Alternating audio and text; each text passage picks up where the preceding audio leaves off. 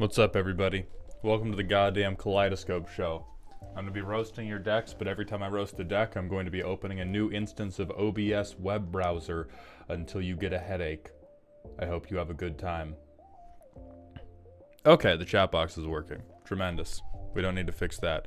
I'm going to scale it down, though. It's too big. It's too big relative to my big fat forehead. Let's open this up, and then let's actually move OBS out of the way, and we can get started with how to be a hater. So for anybody who's stopping into the stream early on, today is, I need to turn my headphones on. Today is a deck roasting stream. We have a number of patrons on the docket who have submitted commander decks to me. Snow Bandit, what the hi to you, my friend. And we are going to dismantle, depose, and otherwise degrade these commander decks and their pilots in order to slowly but surely make them better people. Huga is on the docket today. Good to see you, Huga. What's up, Zilla? Good afternoon, Doodles, and bonjour, Grave Robber. I'm going to post the order into chat. We have a few people, we have a lot of maybes today. So the order I'm posting right now is only the definitelys. We have a couple of maybes who we might have to reschedule. We're going to be checking in on them a little bit later in the stream, but for right now, the people who are allegedly for sure getting roasted today are Huga, Otterfire, Boxy, Grath, and Alpha Dog 2064. I made a Prosh deck because of you, and now my playgroup hates me. They hated Jesus because he told them the truth. Eggos, remember that. Honestly, if they can't deal with Prosh, you are just a canon event for them. If your Prosh deck is ruining your playgroup, you are just leveling them up. Those words worry my CEO of Gnome Incorporated that you're roasting today. What's up, BoxChan? What's up, Grath? All right, so that's 3 of the 5 definites. What's happening, Nephris? And then, oh, I swear to God I saw Alpha Dog say something, but I might have been hallucinating. What's good, Will? How you doing? So I think the only person we haven't seen sign off is Otterfire. The good old uninteractable WinCon in Command Zone. Zilla, if those are the types of Prosh decks you think we're building, you got a thing or 12 to learn about this fucking stream. Bearjar, I don't think I've seen your neuron activation juice. I'm doing good, Willpower. I did, so I went to the gym and I did legs today, which means I got to have a pretty fun time, but I am going to be paying for it by having debilitating back pain for the next 36 hours. But I got to leg press. Pretty good trade deal. My whole lower half is gonna hurt, and my genitals are gonna have pins and needles for the next 2 to 3 days, but I got to do a hamstring curl. Pretty good trade. Pine Tea Kami, thank you for the Twitch follow. Welcome to the doghouse, my friends. What's happening, Slime Blorp? Tee-hee, leg no work. Yeah, it is very much a tee-hee situation. Do a flip? I super could not. I would die, Alchemy. A flip would kill me. I am like all of my experience with athletics, I did rowing as my athletics of choice because it was only one movement. It was one movement. The balance is like not that difficult.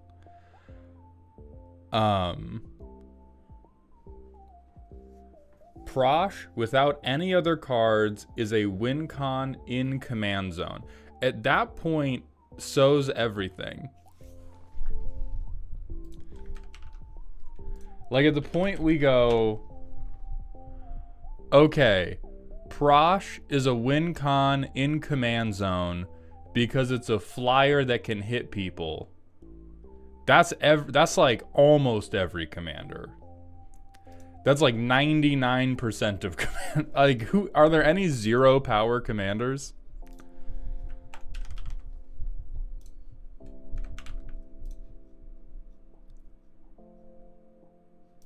Oh, I don't know if we can search power toughness.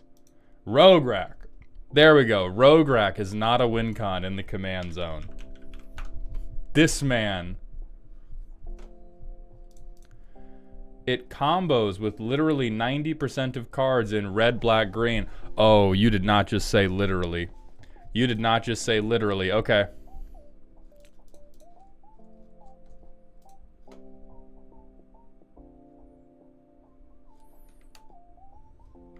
Point to that shit. Point to it right now. Almost as bad as making a typo.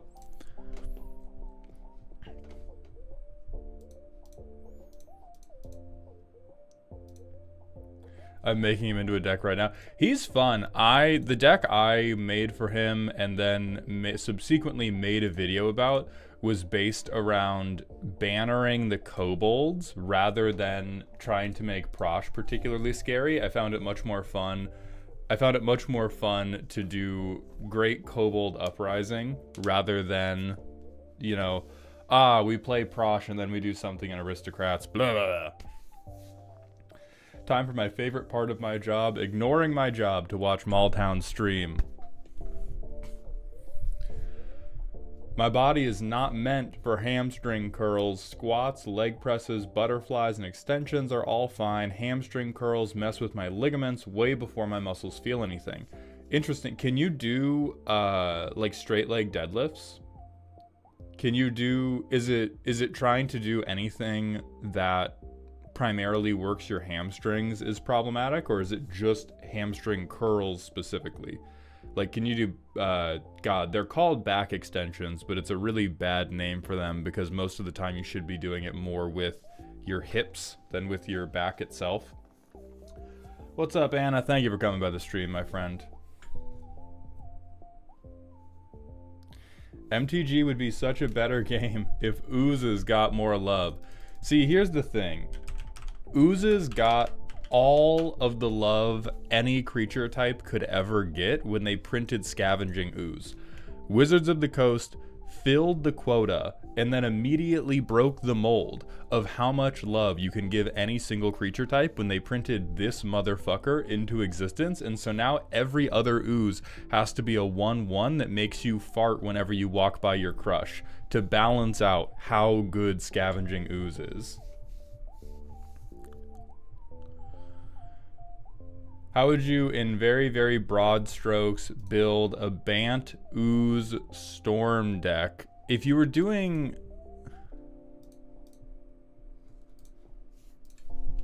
I wouldn't. I would go outside first. But if we're gonna get down with the sickness... So the fact that there are 20 cards...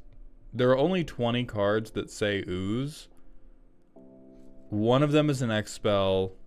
We already have a couple that are wildly expensive. Anything that purports to be Ooze Storm is probably just, haha, I have Ave Progenitor Ooze. The next closest thing isn't going to be Bant.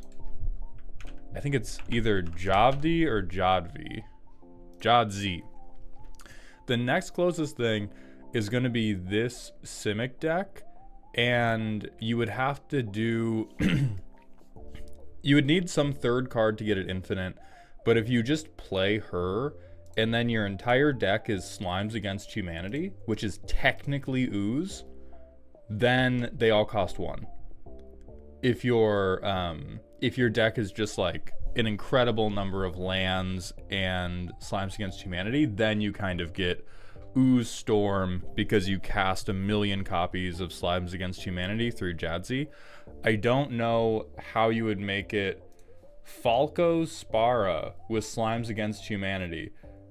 Why do you need white so badly that the commander is going to be totally unrelated? Is the commander just to cast spells from the top? Because I feel like there's just better ways. I feel like there's simply better ways. Other than...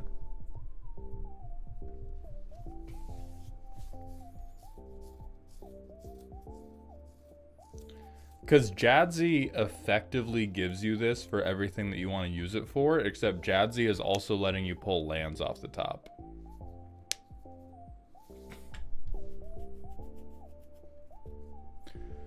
Yeah, Flubs could also do it because you draw a lot.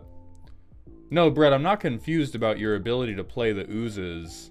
I'm just saying that, like, Jadzi probably lets you storm better when you get to it. Like, oh no, spend 3 turns ramping, and then I play Jadzi, and then I play my entire deck.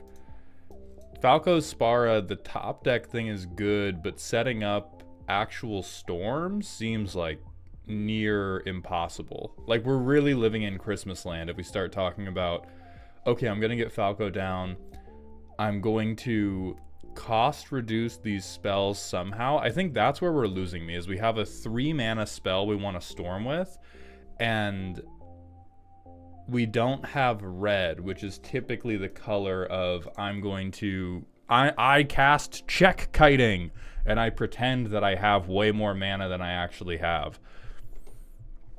I'm down with the cute interaction of I take a 1/1 counter off one of my slimes. I get to use that counter to play my next slime, but it has more and more and more 1/1 counters. That part makes sense to me. The part that doesn't make sense to me is how we afford the actual storm part. If you're telling me Falco Spara, but I cast Slimes Against Humanity 2 or 3 times a turn, I believe that. That's just a ramp deck. At that point, we've built a ramp deck with good card draw. De facto, even though it's top deck access instead of card draw. But if we're talking about Storm, I want to hear, like,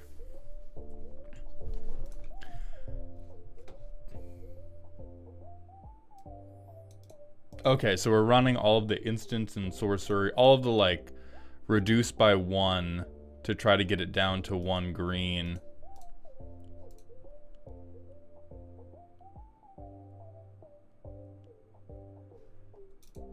I'm still not a believer, but it's not impossible. I struggle to... I do think Flubs would just, like, kick this deck in the dick. Mainly because of access to red. If we were going entirely in on I want to chain Slimes Against Humanity, I do think the Flubs version is just better because anything white gives you, red is going to do more for you in that instance. They need Cathar's Crusade, trust. I already made Gruul Slime Storm though. Zilla, you might just have a problem. I've come to the conclusion it's harder to make a deck that would be fun rather than being good. Alchemy, you're very, very close to it. What is... let's go to Paint, because Slides is not going to let me draw as much as I need to.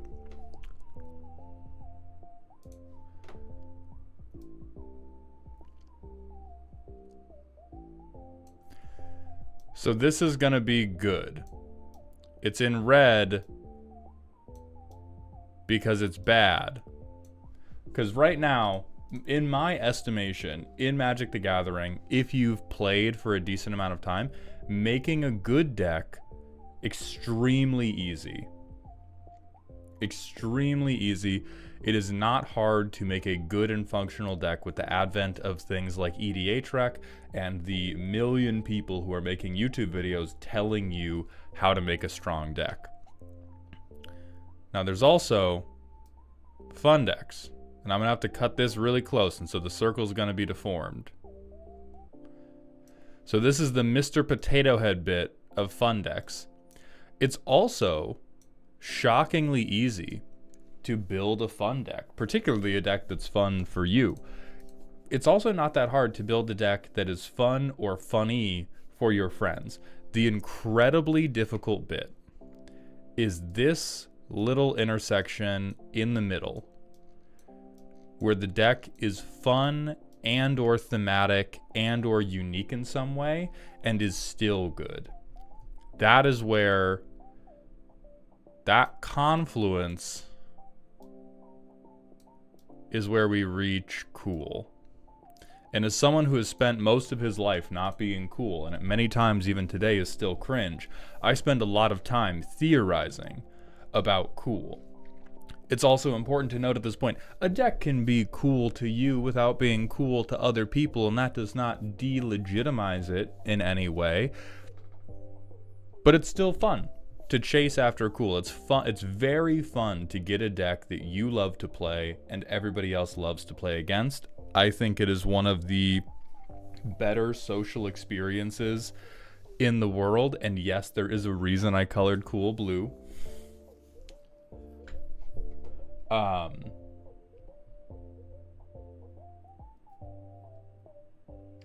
And so the intersection of fun and function is where all the difficulty lies. You can make a deck that is silly. You can make a deck that is good. It's very hard to make a deck that is good and silly at the same time.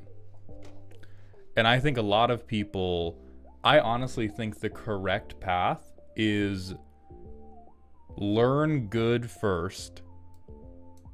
So you learn how to make a functional deck first. Then you return to whatever is fun for you. And then you try to figure out cool. And as Zilla has referenced, it is very meta dependent, because there's some things, like some people are wrong. There are some mechanics that are objectively fun, like theft, and people get super uptight about them. There are some mechanics that are objectively bad, like mill, and people think they're way too strong, or people think they are anti-fun. And so the fun part is often very subjective, and that's why I say you should try to master it second, because good is oftentimes much more objective. And if you're very unfamiliar with things in this game, it is much more, you're going to much more consistently be able to learn how to make something good than you're going to be able to learn how to consistently make something fun, because fun is a sort of ever-changing target.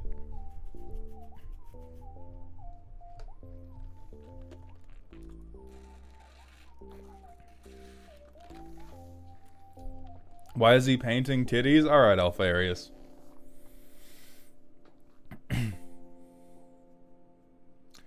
Rad counters is the best mill mechanic in the game. It doesn't feel that bad to be ratted. I don't know the psychology behind it, but they nailed it.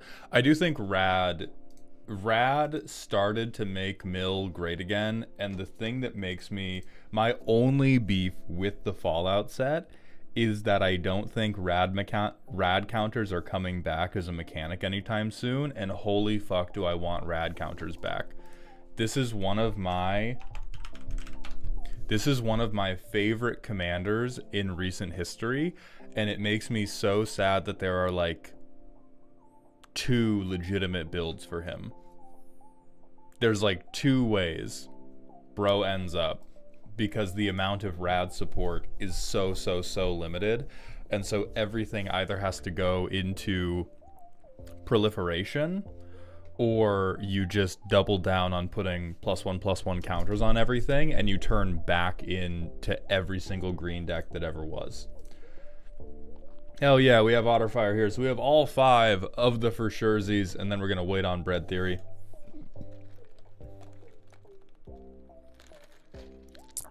But yeah, rad counters are dope. I wish we had more of them. You don't even need to turn on the lights. Okay. Do you understand how fun it is to look your opponent in the eyes and say, "You're rad now," with little devil horns with your hands? That's pretty fucking cool. Is the new Marvel Storm Force of Nature too much of a reach for that Ooze deck? I think this would be pretty good. The way you have to build it is definitely interesting. I believe in it more than Falco Spara. I'll tell you that for free. For nothing, I'll tell you this is 100% better at it than Falco Spara is. But the main problem with Storm is that she's so good, the question becomes, how do you ever get it to resolve? Because even when I played it on Decked Out, the deck that I played on Decked Out was specifically made to be pretty bad. Because Storm as a mechanic, as a keyword, is so powerful. Giving it to anything is ridiculous. And so yes, it works with Storm because I think everything works with Storm. They could print an Unfinity card that said it was 1 and a black mana, or I guess it would have to be red. So 1 and a red, you fart real loud, and if you put Storm on that, you would kill everybody by bursting their eardrums so hard they got a brain bleed. You can do whatever.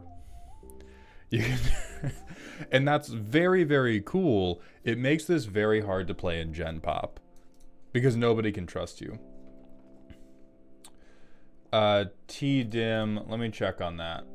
Everybody for this month should be scheduled. I don't see you on the oh, that's weird. Hold on. I do see you on the main form.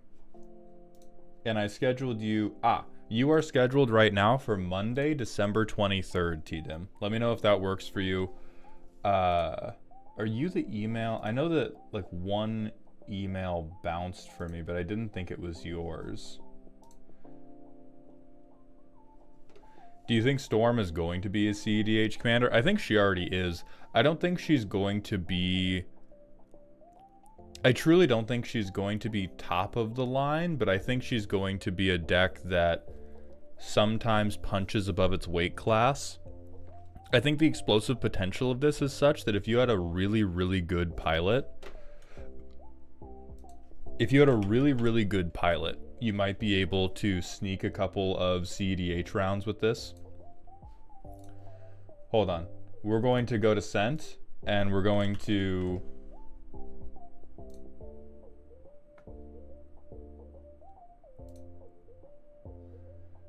you were sent an email on Wednesday, December 11th at 10:25 p.m. PST.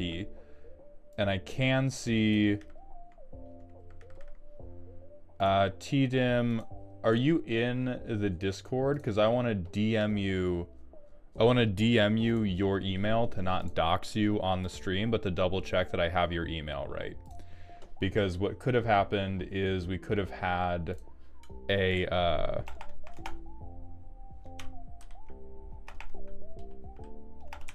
Are you T-dimensional? So more importantly, what is your Discord username?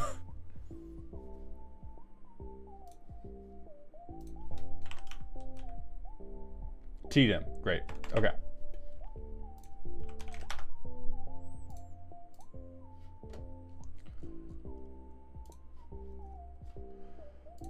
How do I... New message, T-Dim, that's not a person, god damn it.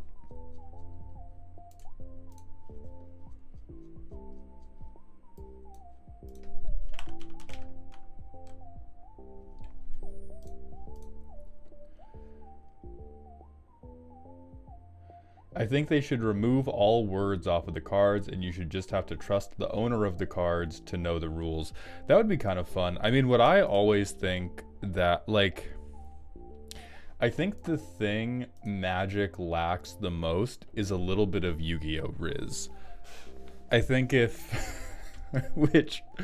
Probably not in the context of allowing people to just redefine the rules as they see fit. But the but like I think every game of Magic would be better if the time limits were cut in half. I think every game of Magic would have infinitely more Riz if it was cut in half. Okay.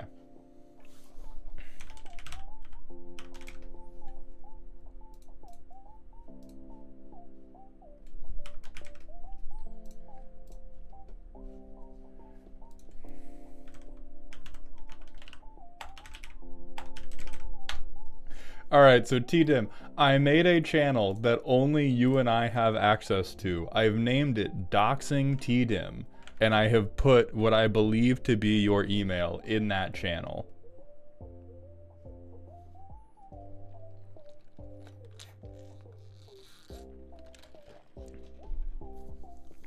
Like, I think the thing holding back Magic from greatness is that priority passing is so important that it would be very difficult to set up the type of chess clock you would need for like blitz chess anywhere but on online.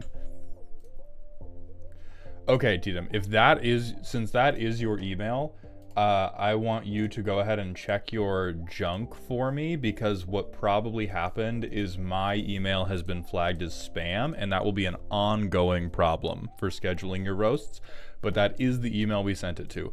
So December 11th, 10:25 p.m. PST, go check your junk or whatever your spam filter is for that, and make sure that my email is being let through. Maldhound is telling his followers to check their junk confirmed. Yeah, don't sort your bulk. Check your junk. Go to the doctor.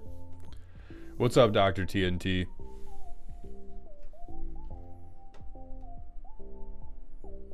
I think the thing holding MTG back is Hasbro. They're not holding MTG back so much as holding them down and smothering them with a pillow. BaconBit Z2007, thank you for the Twitch follow. Welcome to the Doghouse. And Carnassus MTG, thank you for the Twitch follow as well. Welcome to the Doghouse.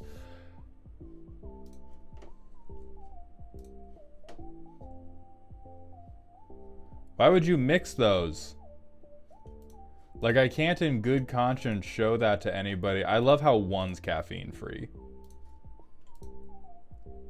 Bro just sent me 4 pictures of Monster Energy and 3 different types of pre-workout and said, all together. BaconBit, thank you for the Prime sub. Welcome to the dog home, my friend. I appreciate that generosity. Mauled, how long would it take for you to leave the table if your opponent had a full textless deck? Well, I would probably beat them in about 10 minutes, so I'd say 11 minutes.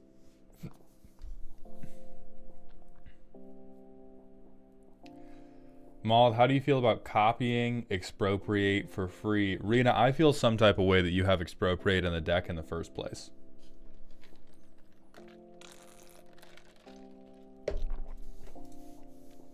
We had someone who submitted a deck for roasting that was a fully functional textless land deck, and it did play Magic. And the thing about the way that it played Magic was that it was really fucking bad. It managed to play the game. It managed to play the game for sure. Well, no. Quickly, also no. Smartly, also no. But it played. And so if I had to play against a textless deck, I would just run it on you. I would just run it on you in 8 minutes, give you a handshake and a kiss on the forehead, and be on my way. It's a Spellslinger deck. I made a dick to somebody I don't like. Amazing. How do I feel about Skeleton Ship as a commander? We gotta go outside. I think you just want to play Sea of Thieves, dog. Listen, Magic's a great game. It is not the only game in the world, and it's not the game you need to play to satisfy every creative or leisure desire in your life. You can just play Sea of Thieves. You can just download Sea of Thieves. How much could Sea of Thieves cost? Hold on. What, $3?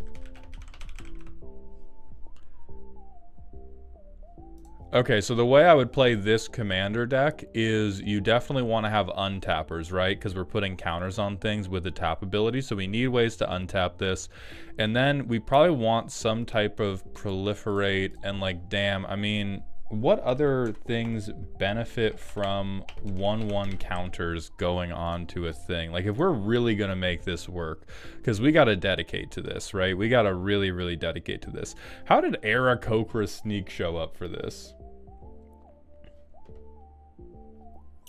I see nothing in my junk mail about it, so I'll just not worry about it. I'll be there for the 23rd either way. Okay. I'm gonna worry about it. I'm sending you a direct email right now.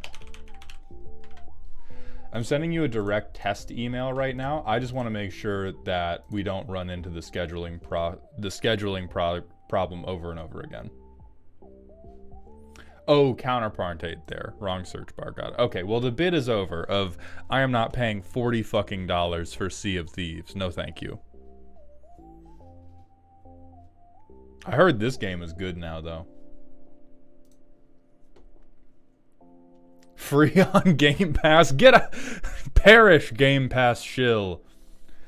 Do you think the Grim Captain could work as a Rule 0 commander, or is it just not going to be realistic? Do you mean Throne of the Grim Captain? Because that is... So here's the thing. Here's the thing, right? This does work, but it is way more boring than you think. Because this is mono black. And so you could Rule 0 this as your commander, but the deck is just going to be self-mill changelings. And it's going to be fun once, and it's going to have such a linear game plan that you're not going to enjoy it after 2 or 3 playthroughs. Because if you try to actually do... No, even if you add colors, this could be Wooburg, and the problem is if you play these creature types have relatively little overlap. I think there are a couple vampire pirates. Other than that, we're not seeing dinosaur vampires other than Galta and Mavrin. We're not seeing dinosaur pirates really ever. We're not seeing that many merfolk pirates, I don't think. And so if you try to hit every different creature type, it's so slow for a 7/7 with some keywords that you have no shot of ever doing it.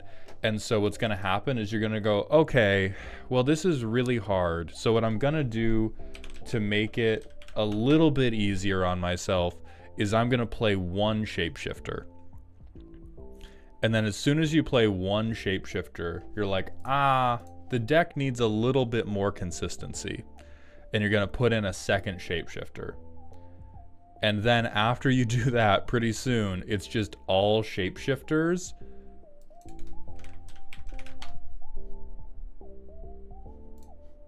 And this little dipshit. It's just all shapeshifters, and it is every artifact that lets you mill a card. And that is basically the extent of what the deck gets to be, which is probably not going to be satisfying in the way you wanted it to.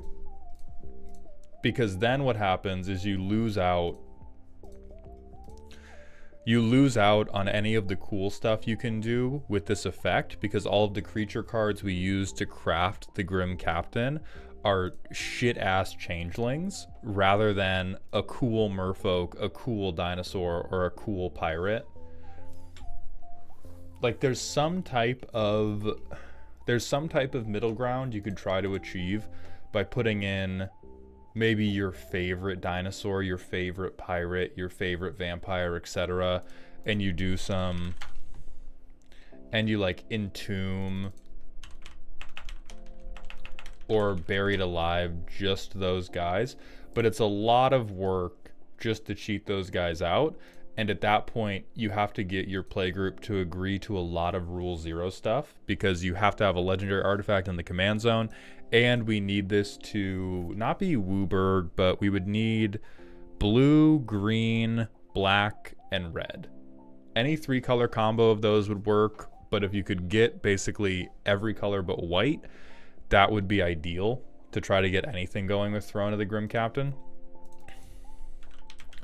Valhalla Gaming, welcome to white supremacy, is what you're asking for. Of all the commanders that say, it is my turn right now, white commanders say it the hardest. The next closest you could get would be doing something in Boros? I don't remember which raptor it is. Also, get shit on, I'm glad you were banned.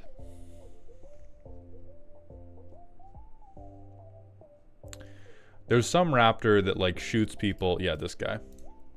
So there's some red cards that care about, hey, if you interrupt me, I get to flick you in the eyeball for it. And so mono white or Boros is where you want to be for it's my turn and I'm taking it. Cubic Zus, And Tyrion Eternal, thank you very much for the Twitch follows. Welcome to the doghouse, my friends. We've also got a random Smasher Pass redeemed. Oh yeah, shower first. We said this in the Commander Roast. So a very important rule about whether or not things that can get it, and I will probably make a video detailing the exhaustive list of conditions. If you are a humanoid, smell matters. If we're monster fucking, I'm gonna put some Vicks on and I'm gonna power through for the bit. But if you are a humanoid, smell matters, and I'm not going to give you the benefit of the doubt and assume that I like your musk. And so Alicia, definite yes, definitely needs a sponge bath first. Is this in a slide? No, it's not in a slide. How do we feel about Twin and looting being freed? Fractal, I think they unbanned Twin just so that the memes would cover the fact that they stopped propping up mid-range to prop up combo. So for anybody that doesn't know, no, Alec, man, I missed it. Trying to get a couple things right now. If you could throw it up again, I will try to catch it this time. So for those of you that aren't aware, they recently banned the One Ring, they banned Amped Raptor, and I think they banned maybe one more card in Modern, and they unbanned Faithless Looting, and they unbanned Splinter Twin. And people have been asking for the Splinter Twin unban for a really long time, because Splinter Twin used to be crazy in Modern because you put it on something that can untap something and then you make infinite things. And then somehow you turn that into a kill. And Modern has been a lot more powerful than Splinter Twin for a while now, and so people have been asking, please, please, let us have it back. The much more important unban was Faithless Looting. Faithless Looting, not as strong in totality as the One Ring, but there were a ton of mid-range decks that were just shit piles exclusively propped up by the fact that they had a 4 of the One Ring, and if they could chain into the One Ring over and over again, they could win basically any game. And so with the One Ring gone, and Faithless Looting getting unbanned, they're replacing every shit-ass mid-range deck that was propped up by the One Ring with a bunch of shit-ass combo reanimator decks that are going to be propped up with Faithless Looting. They literally just like shifted the pie of terrible decks that don't deserve to be in the meta that are now going to get single-handedly carried into the meta by one staple card, but this one is $1. And so it's much more fair to the economy of the game, because this shit was a $200 buy-in. Oh fuck, Phoenix, yeah. Phoenix is so fucking back now. Yeah, so Phoenix, which is formerly shit-ass combo reanimator deck, is going to be propped up by Faithless Looting. It's gonna be a little wild. Alright, hey Mauld, question for you. I decided to brew something around Rakdos control around the Scorpion God, but I'm having trouble balancing my pips. The first draft barely has any red in it. Again, I completely understand that that's more of a way to get a roast type of question, but I thought I'd ask. So the thing is, there's no reason your pips need to be balanced, particularly if the type of control you're doing is I poop in your mouth and you die of sepsis, which is, yeah, -1 counters onto a card. It is, hey, I'm gonna stick this bug in your mouth. Ooh, it was poisonous, die. And so if you want to do that type of control, particularly if you want to get payoffs for that type of control that are going to convert into a game win, those payoffs are going to come from black. And the ability to put more -1/-1 counters on something is going to come from black. And so it makes sense that the deck is mostly black, and there's no need to try to balance your pips. It might make the mana base building a little bit more precocious because you're going to want your pip generation to be more weighted towards black than 50-50. But like, if your goal is to be a murderous shitbag, black is more in murderous shitbag colors than red is. At least for this type of murder. Red is murderous shitbag on players. Black is murderous shitbag on creatures. How do I get a deck roasted? Alchemy exists. Historically, the deck roasting has been done through Patreon memberships. We're going to be changing it next month. It's going to be a purchase you make. It's not going to be... So, here's my fucking thing, right? Here's my fucking thing. I reached out to Patreon and I said, hey, I'm a creator on here. I need some help. The most prolific thing that I sell, that I make money for, is unwieldy to sell as a membership. I would like to sell it in your digital shop. The problem is it is limited stock. If there's not a way for me to do a limited stock on this, I'm probably gonna have to move it off this platform. Is there any way you can help me with this? And I know they can, because every other fucking platform in the world for supporting content creators allows you to do this. This is not a niche feature I am asking for. This is not something that I thought up in a cave with Tony Stark that I'm asking them to build for me. This is industry standard ability to sell things and have a stock limit. And I said, I'm gonna have to move my stuff off your platform if I can't do this. Is this gonna happen? Is this something you can like turn on request? And the community management person who reached back out to me said, oh, well, have you tried watching your shop and manually closing the post when you run out of stock? They said, we're not going to do it, period, but have you tried sitting at your computer and trying to time it so that you don't oversell any of these? And so they're not going to be sold on Patreon. It's up for debate whether I'm going to keep anything on Patreon after that particular interaction.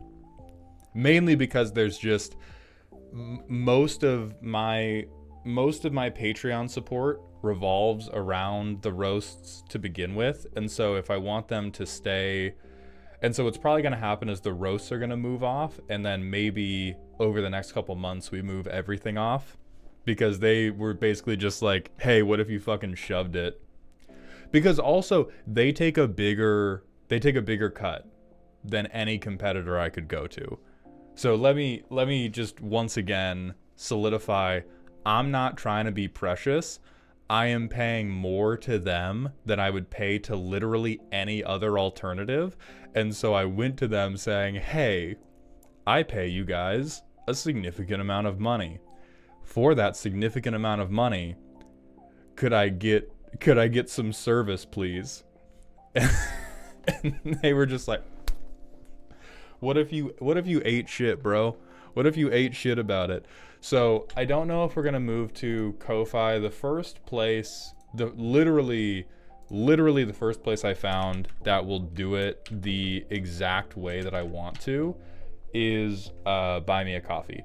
So I have an account on them. I have an account with them that I have not set up totally. I just made a test account to check out their shop and see, hey, can I sell a limited access product? Can I sell a product that goes on sale at different times?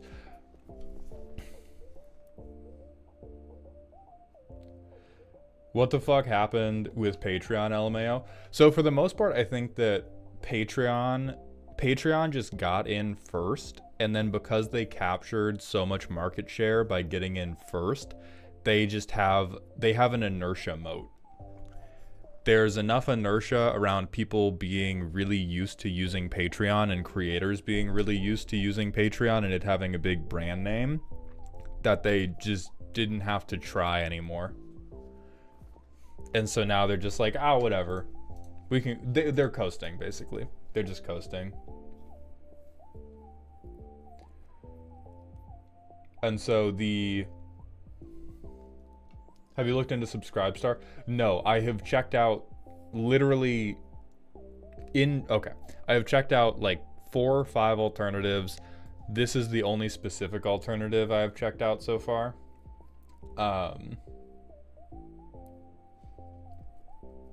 This is the mauled OnlyFans.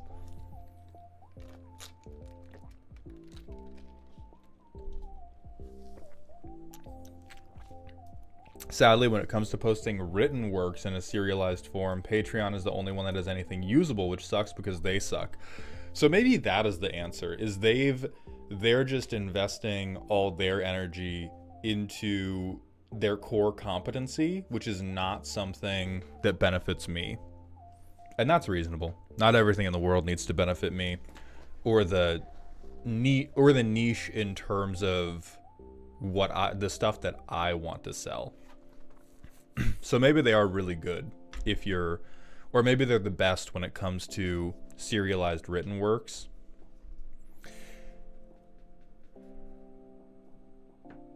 They require weird financial checks to use a payoff, to get a payout, like having to use a specific bank. Okay, I'll look at that.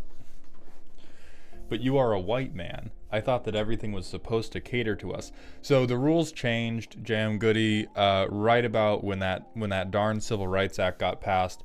Now everything caters to us, but we have to act like it shouldn't. If you say, I'm a white man, life shouldn't be easy for me, life will be very easy for you. If you say, I'm a white man, why isn't life easy for me? Life will still be easy for you, but you'll be angrier about it. So there's just, a little bit of nuance there now.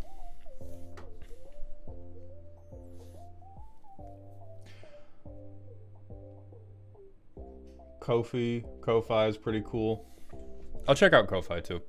So regardless, when it comes to the commander roasts, starting in January, regardless of what happens with the rest of the Patreon, we are going to be selling them as individual products that you buy. It's not going to be tied to a membership. If you are a member, you are going to get early access to buying the stock, but there are always going to be at least 8, sometimes up to 12 roasts that anyone can buy. And it's going to be first come, first served. And for a general to prepare everyone mentally for how that's probably going to work, if we look at the first 8 roasts, if we look at the first 8 roasts that get sold to the patrons, who are probably more competitive about it because they're subbed to the Patreon, they're getting the Discord notifications, they're watching for this. But if you were trying to compete for one of the first 8 spots with the patrons, you had 1 minute and 50 seconds to make the purchase. If we go out to the first 12 roasts, you had about 3 minutes to make the purchase. And so it is still I still imagine it's going to be quite competitive. It's not going to be a thing. That's me. I was in that minute.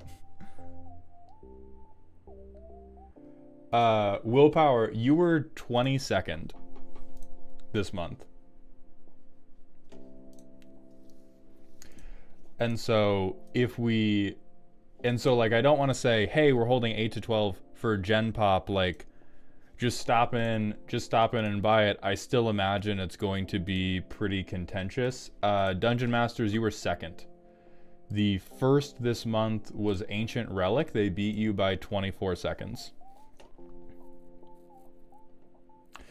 What about the last 8 to 12 roasts? Shouldn't the Patreon buyers get into Gen Pop last? So Metaskipper, the reason I'm comparing it to the first is the way we're going to sell them is in stages. And so 24 are going to get dispersed to ongoing members, and then another 12 are going to get sold to $5 and $10 tier members, and then the last 12 are going to go live, but all 48 aren't going to go live at the same time. It's going to be 24 go live, 12 go live for sale, 12 go live for sale. And so I think it is a more accurate representation of what the purchasing behavior is going to be like, to model it off the first 12 rather than the last 12. Huga, yeah, we've vamped for a very long time. I'm sorry about that. I'm going to pop one cough drop. We're going to start doing Huga's roast. What's up, Phoenix Blaze? I think my friend is doing better. Either that or acting like that and hiding it. Meeting up with him this weekend. Dark and Air, I'd say it's probably a little bit of both. Faking it till you make it can definitely be a thing, and there's also faking it on behalf of your friends rather than faking it on behalf of yourself. I would just stay in close contact with them. Lich Spawn, thank you for the Prime sub. Welcome to the dog home, my friend. I appreciate those Bezos bucks. If you do end up switching to another platform, will the current members get a heads up, or because roast will be viable, will you let there be more direct supporters? There will be a lot of communication if I move the memberships off Patreon. That is an option. That is a trigger I very much don't want to pull, because I think I will inevitably lose some amount of financial support just from introducing, here's a new task you have to complete to support me. So I'd really rather not do that.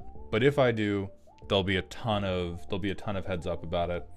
And Deathfire123, thank you for the Prime sub as well. Welcome to the dog home. And without further ado, let's get into some deck roasting. For those of you who are not familiar with how the deck roasting works, my Patreon supporters present me with a deck list, a primer, and a power rating for the deck, as well as a cool $25. The power rating we accept is not 1 through 10 because that's fake and bad. The power rating we accept is a spectrum developed by my friend Danny Phantom EXE, from silly to spooky to scary. It is a measure of how ominous each of your deck's turns are to anybody that knows the fundamentals of Magic and is paying attention to the game.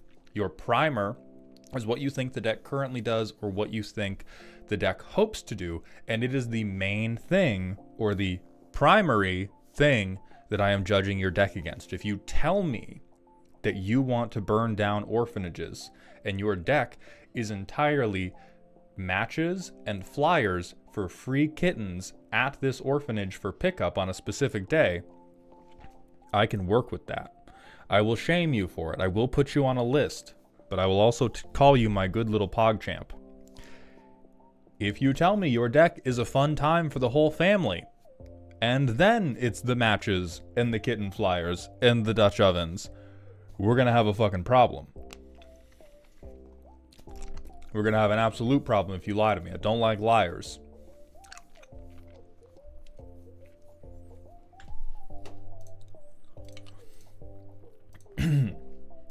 And so today, our friend Huga has sent in a scary deck. I finally left my hellish corporate job that has been making me miserable for the past year. Congratulations. So to celebrate, I've decided to make a deck dedicated to all the horrors of living in corporate America. Please enjoy our mission statement. Here at Gnome Incorporated, we're on a mission to revolutionize the world. One strategic acquisition, game-changing innovation, and highly profitable partnership at a time. As a proud member of the global economy, we've planted our flags in over 30 countries because why settle for local when you can dominate on a global scale? For over 50 years, we've been perfecting the process of providing state-of-the-art weapons and military hardware and services that people didn't know they needed until we told them they did.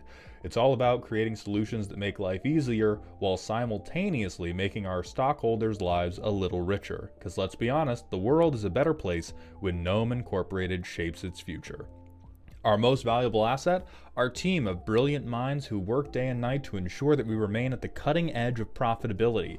Sure, innovation is important, but maximizing shareholder value while optimizing our environmental and social footprints. Now that's where the magic happens. At Gnome Incorporated, we believe in doing good, but mostly in doing well. We're committed to sustainability, corporate responsibility, and securing long-term growth. After all, why just make the world a better place when you can also make the world more lucrative for all of us? So join us as we continue to innovate, expand, and grow, because the future is bright, especially when it's shining on Gnome Incorporated. That is a ton of words for I have an artifact combo in Cathar's Crusade. I swear to God, if you make me read 3 more paragraphs just to show me impact tremors, I'm gonna fuck you up, dude. I'm gonna fuck you up. Free trade centers, excellent. Part 1 of the artifact combo. Every fetch land, good boy with your triumph. So what does this commander do? Whenever a double-faced artifact ETBs mill 3, you can bring an artifact back. You can craft into a 6/6 with vigilance and trample.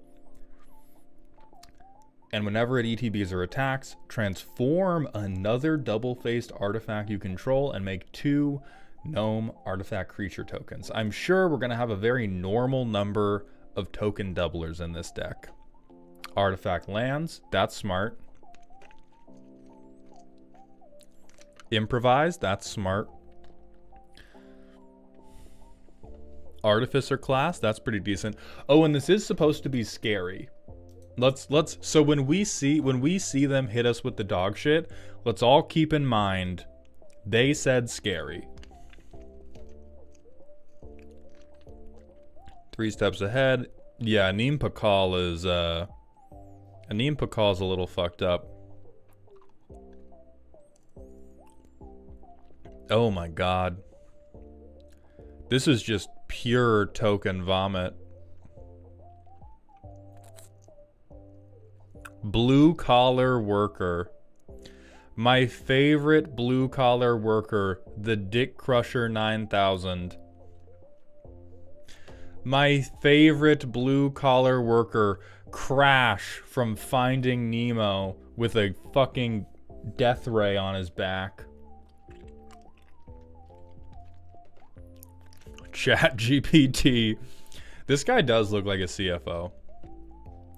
Chief Information Officer, Chief Security Officer, Company Jet. These tags are brilliant.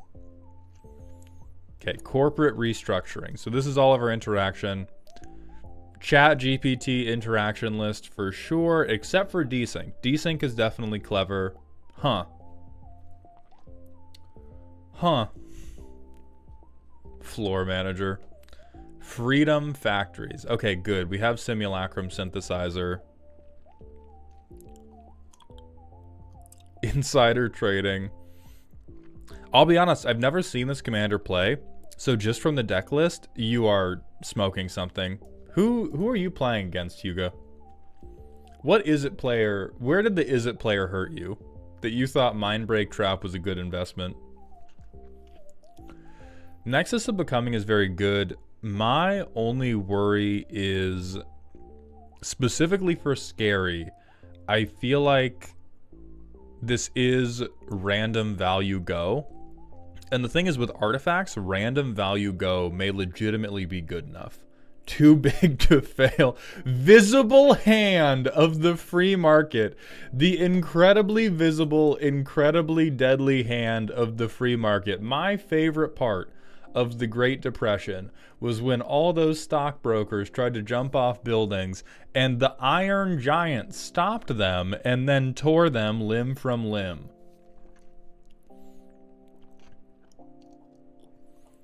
Yeah, like I think this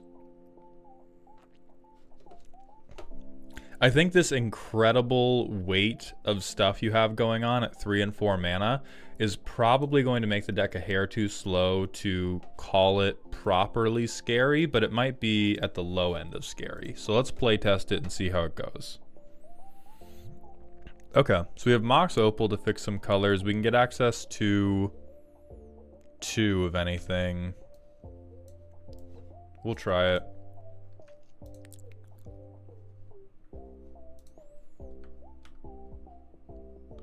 Hey, Million Ants, there's a double-sided artifact right here.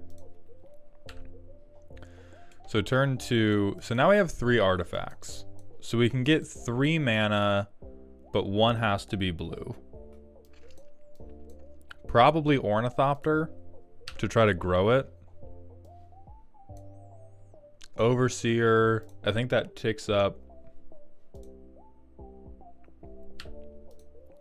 And now we just lose the game. I think we hang nuts and die is the next part of our combo. Okay, turn 5 we get Chromatic Lantern.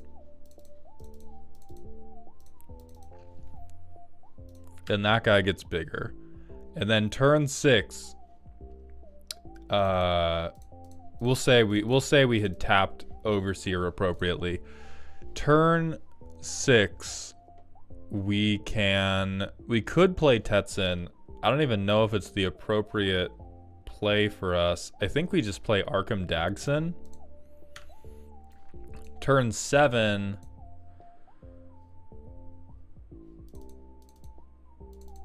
oh, we need white. So we'll leave the blue untapped. Turn 7 we'll do Anim Pakal. This guy's not a gnome. We'll make a gnome. We'll sacrifice our gnome. And we flop Portal to Phyrexia on the battlefield and tell everybody to suck one. Which is the best thing we can do. Tetsun did not matter for a fucking second. So let's restart. Okay, this hand looks a little bit better.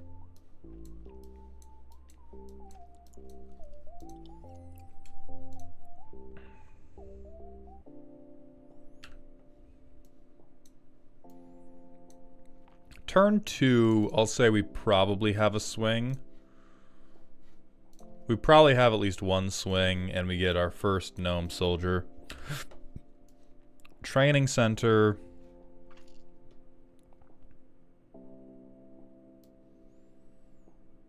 I'm gonna get fucking Oltec Matter Weaver out. I can't decide, like... Part of me is dismayed that Tetsun is doing so little for the deck. And then the other thing I'm considering, is it not more thematic that the CEO just sits back and never actually gets involved and just reaps the W that was earned by the hardworking laborers of the deck itself, rather than the CEO actually doing anything? Yeah, that is 1000% the reason for the deck. So it is actually more on theme that we don't give a fuck about casting. Tetsun. Tetsun does seem fun. I do not think enough double-faced artifacts in the game exist for him to be super worthwhile. He's just here to go on the posters, dude. He's just here to go on the posters. Isn't Anim Pakal 3 instead of 2? No, Fractal, you sound crazy. That's clearly 2 mana. Turn 4, we probably... Oh, we definitely Thopter. We definitely Thopter Spy Network. And then... maybe we get, like, 2 through. Because we're going to swing with... probably that guy. Get a counter on Anim. Shit gnomes.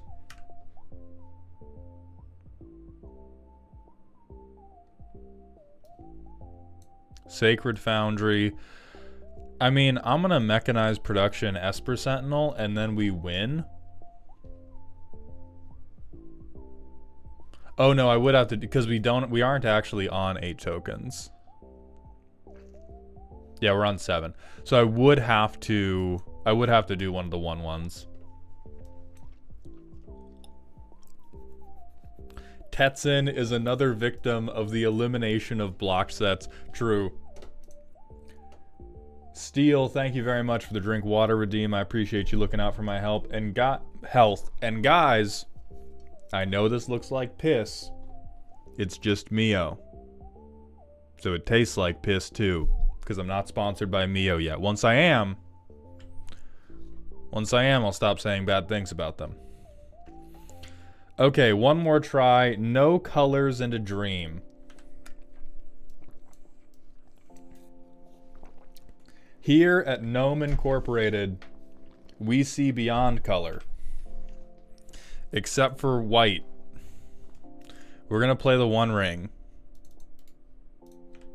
We'll draw a card for the One Ring. We'll lose a life. We're going to keep doing the One Ring. We're going to get blue. We have 5 mana now? Holy shit, dude. Holy shit. Yeah, I think we get Dat Boy out. Ancient Den.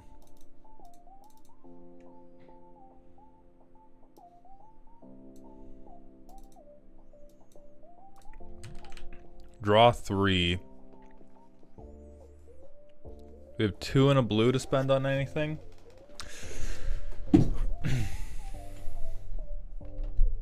Mauled so powerful he plays an untapped Surveil land.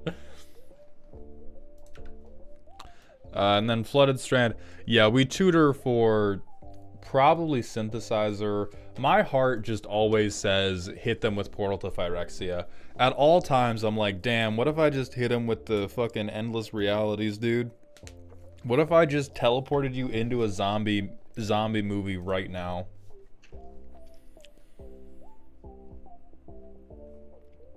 I think this is perfect. I think this is one of the times where your flavoring of the deck perfectly parries any criticism I could have of it.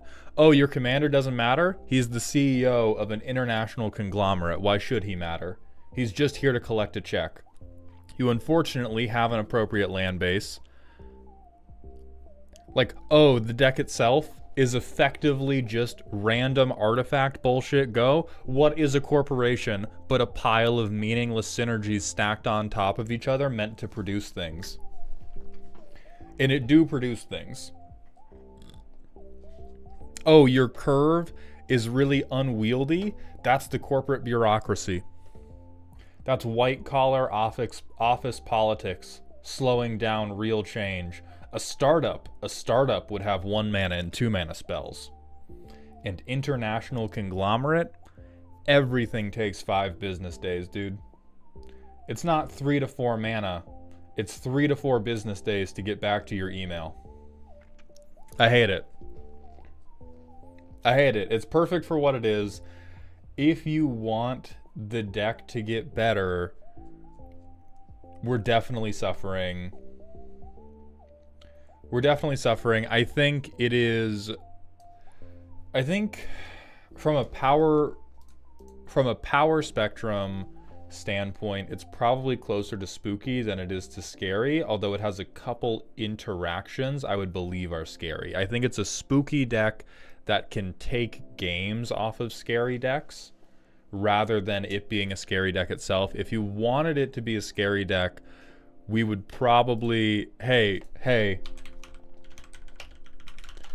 We would probably loot faithlessly on them. We would probably have some type of Emery, Lurker, and Lock combo in there.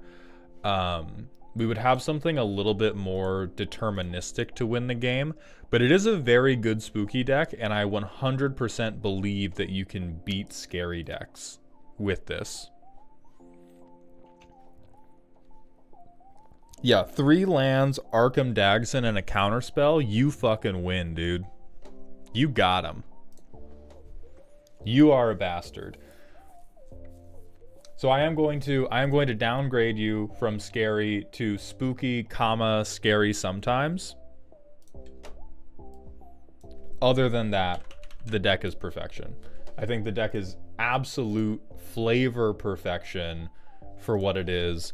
And if you wanted to try to reach the heights of true cutthroat corporatism, you would probably take a few of the 3 to 5 mana things and you would replace them with 1 and 2 drops that will guarantee that on turns 3 and 4, you're absolutely popping off.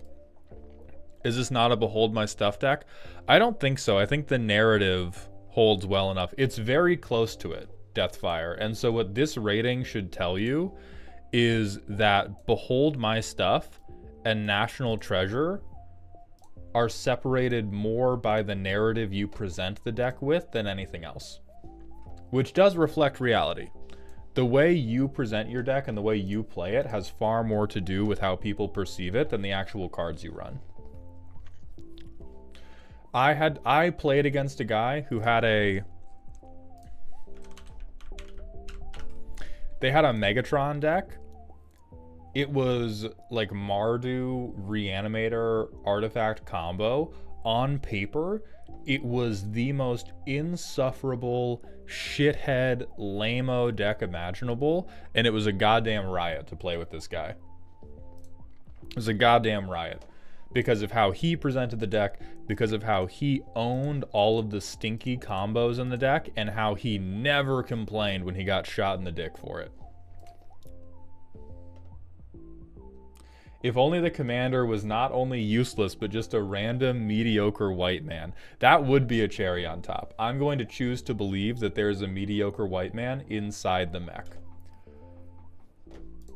What do you think of Grolnok, the Omnivores of Voltron deck?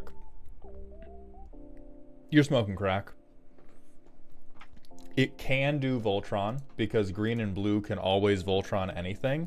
But if you're going to have a commander where the command zone text is not related to the Voltroning, just pick something cheaper. Just pick something cheap.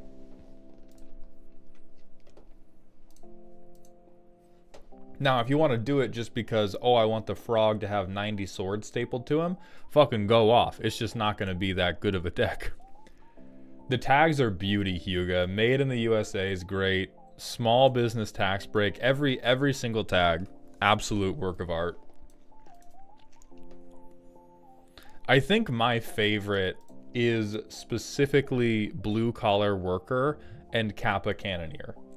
Imagining that this giant turtle with a Death Star on his back clocking out of his shift, taking the cannon off, and going home to his turtle family, that shit is hilarious. That shit is hilarious to me, that he just fucking clocks in to shoot people with the Boeing jet engine that he's got on his back, but it's just a job to him. He's not defending his people, he's not defending his planet, he's not fighting the Phyrexians, he's just getting that bag. It's beautiful.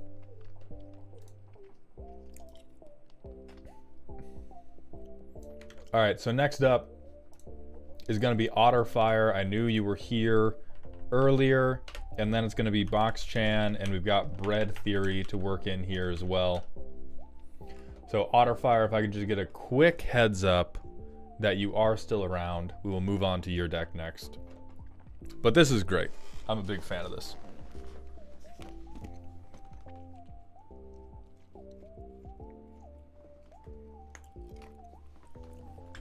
All right, Otter, I see you. What's up, Louise? Thank you for coming by the stream. Oh, and Alchemy did hit us with another random Smasher Pass. Let's go ahead and redeem. No. When he enters, up to one creature is getting exiled. It's me. I'm leaving. Otterfire has also sent in a scary deck. Sport-themed CEDH or near CEDH. They have also requested that I do the Foghorn Maldhorn voice for this. I'm going to need to go to the bathroom and collect myself mentally. We have one more random Smasher Pass to do before that. Hell yeah! Hell yeah! All of the no's before, they were to balance out how hard this yes is. Immediately. Immediately, without hesitation.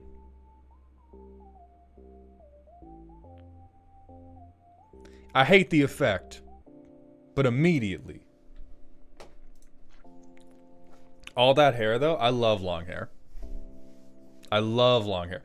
So the thing is, so the thing about me, I love very, very long hair, and I also love side shaves. If you showed me Give me somebody knee-length hair, totally bald on the right or left side. Down for the count. Down for the count. All right, we're gonna go use the bathroom. Wow, look at this guy bragging about his girlfriend. I know! That's what I'm saying. That's what I'm saying, dude. That's what I'm saying. I'm gonna go use the bathroom. We'll be back and we'll get into the Foghorn Maldhorn voice and do Otterfire's commander deck.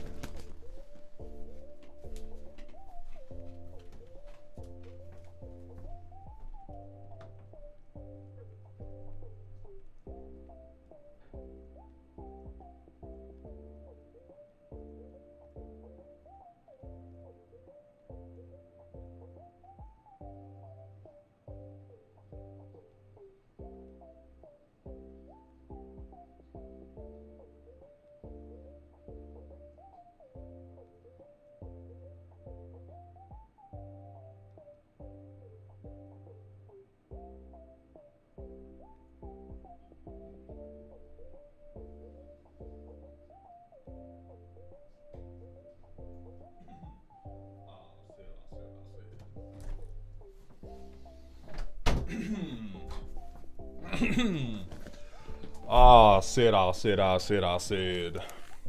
Dylan, ain't nobody helping you with that carrot cake. You figure it out yourself, but you make sure the moisture content is high as the Himalayas. Do you hear me, Dylan?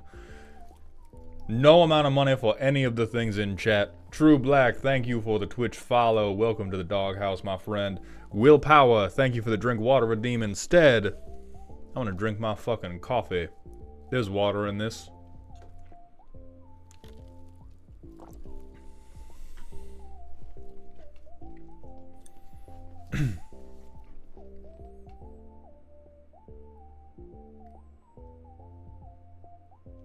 First person to correctly pronounce that. I think my favorite of the meaningless accolades I collect like trinkets is that I have such a high streak of correctly pronouncing Twitch and YouTube usernames. It's probably the compliment I get the most, which says a lot about the quality of person that I am, that the thing I'm complimented for most is, hey, you got my name right. Macabre Machine, thank you for the Twitch follow. Welcome to the doghouse, my friend. I appreciate you. Hey Maud, what's your thought process in cutting 20 cards? Should I just restart? Well, first I would look at your curve. I would decide if you need to go to the left, to the right, to the up or down, but make sure that your curve reflects whatever your deck wants to do. And if you're 20 cards over, what you probably have is a lot of cards that help, and you need to drill down to the cards that guarantee. We can't have people on the crew that are helpful, that are nice to be around. We need people on the crew that are killers. This also depends on how good you want the deck to be. If you want the deck to be very good, it needs to be tightly focused around making sure your combo goes off, making sure your commander gets down, whatever. Frankly, I'm not as good at recommending cuts because when I build my decks, I never go over 100. My deck building process, I typically start to gas out at about 80 cards. In terms of like, I'm struggling to think of what else needs to go into this deck to be good. So sometimes I'll struggle with like, oh, I have this card. Oh, I have this card. I want to have something else in. I just need to find a swap. But yeah, I see 150 and then cut. What are you, is this like your gardening? You just spend all day on this? But I've never had the situation of, oh, let's get up to 200 and then cut it. Would you ever do a deck building stream? I'd try it, Flump, but probably not. I just doubt it would be terribly entertaining. Grim Sucker, Scott Derg, the only Goodman. Thank you all very much for the Twitch follows. Welcome to the doghouse, my friends. How much variance between this voice and the Discount Bonkporium voice is actually a lot, David Giuseppe, because I try harder for this voice, and the Discount Bonkporium voice is a lot quicker and it's a lot higher. The Discount Bonkporium voice is like a Tallahassee car salesman, and this voice, although I fall short of it often, the goal is to be doing Benoit Blanc from Knives Out. You need a little bit of molasses in it. Mauled, you haven't been playing the game all that long in the grand scheme of things, so your brain isn't as clogged with as much random shit as some of us. That's true, Lalo.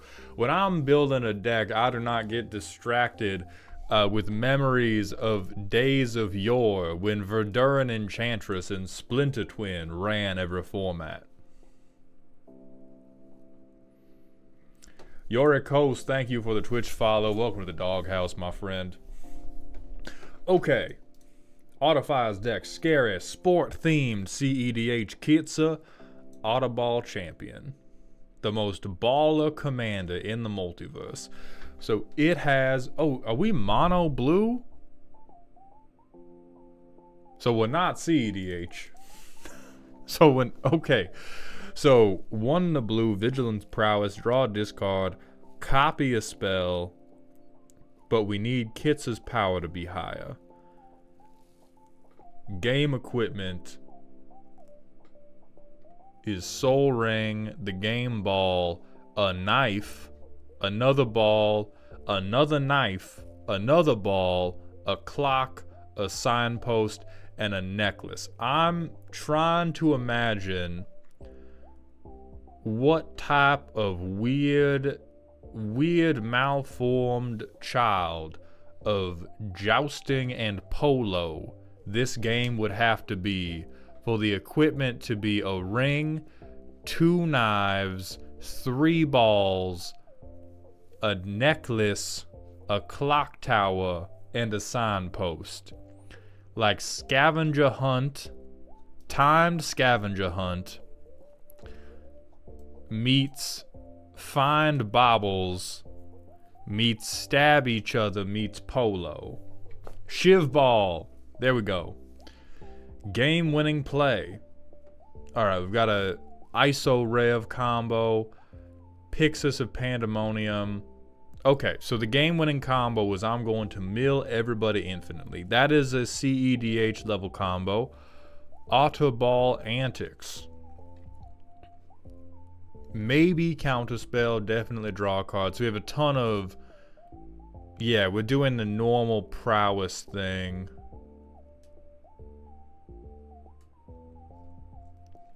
Sport uniform. I got my braces, I got my boots, and I got my baubles. Perfect. Alright, D-Man, thank you for coming by the stream, my friend.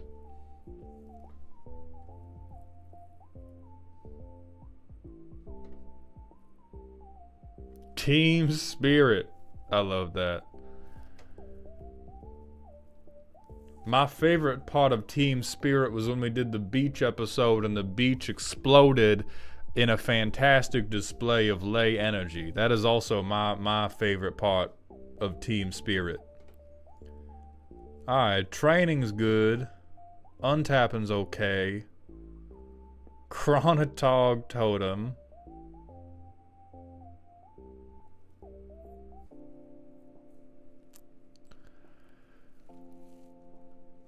Eye of Ramos seems okay. Alright, so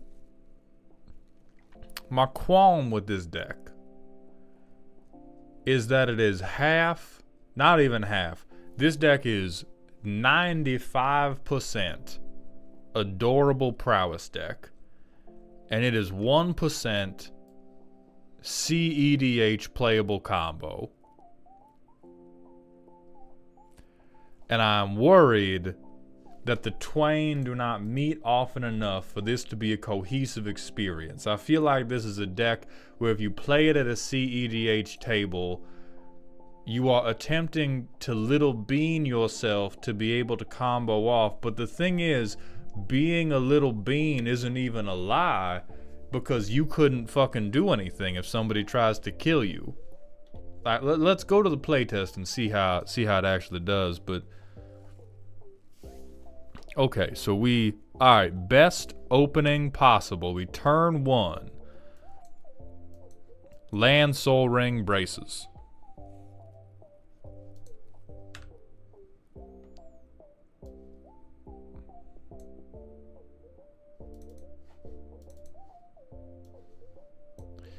With our other floating colorless, I'd probably cast, we'll cast Wayfarer's Bauble. It's turn 2. The Rog R player has already attempted to win for the 8th time, and the Tim Necron player has stopped them for the 8th time. We have Isochron Scepter. That's good, but we don't have what we need to imprint upon it. So, Illusionist Braces. We copy this ability. We draw. We discard Obsessive Search. Cast it, draw a card. And then we draw. And we discard. I'm probably going to discard Patchwork Banner just because it's a little slow. Son of Russ, thank you for the Twitch follow. Welcome to the doghouse, my friend. And here's where my worries creep in on calling this even CEDH relevant. Is it's turn 3. Maybe turn 4 is going to be the big turn. It's turn 3. We've not done anything combo relevant. We've not made a win attempt that anybody needs to stop. And we've also, if anybody else had gone for a win, we wouldn't have had anything to say about it. And that is a tough spot to be. Because it's one thing to go, okay, I'm not going to try to win early, but generally, if you're not trying to win early, you need to have a little bass in your voice to talk to Todd about his turn 1 win attempts. Eris Time, thank you for the Twitch follow as well. Welcome to the doghouse, my friend. So this time, we'll slip through space. Our power is 2. We have a counterspell now. We'll draw and discard twice. We'll draw, discard, draw. Activated abilities or creatures cost 2 less. I mean, that's not bad for Kisa.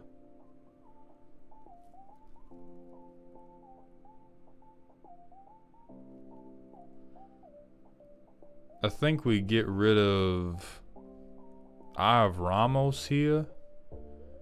And we drop Training Grounds. And we drop the Pike. Then we go to our next turn. It's turn 5. Whew. Alright. Well, I'll hold the land in hand, actually, because we don't necessarily need to hit all these land drops, provided we combo off. So we'll draw, discard twice. Get rid of that, draw. Okay, Brainstorm. I think here we dump the land.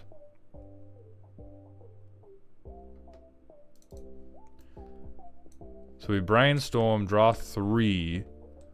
Muddle the Mixture is useful, but I don't think it fetches the other half of our combo. So I'll put the land back and Forger's Foundry back. And she's already tapped, actually, so this doesn't work with...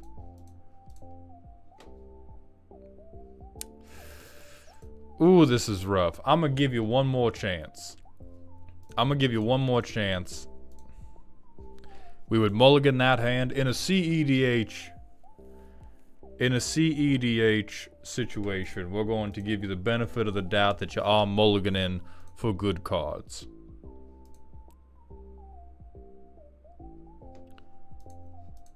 Oh, Muddle does fetch reversal. Okay, I thought Muddle fetched for 3. Ah, mana value. So you pay more. You pay 3 to get a 2 mana spell. Got it. Alright, so turn 1, we go and consider. Sure. We get Audiball. We get Kisa down. We Patchwork Banner. Draw, discard. Probably dumping Wayfarer's Bauble. What's up, Valoria? How you doing? We have Flusterstorm up if somebody goes for it.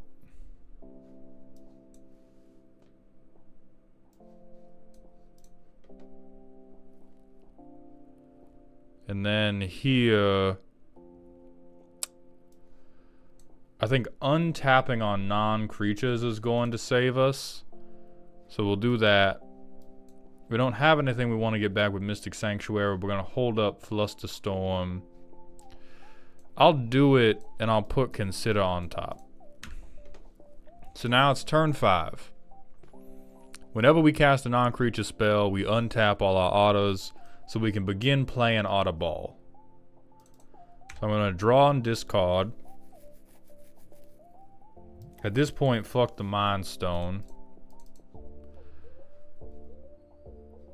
I'll cast Consider.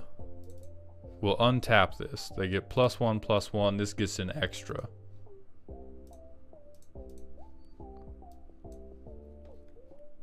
Surveil 1. I don't think we need a land at this time. Draw. We draw, discard. I think I'm going to get rid of Chronotog Totem.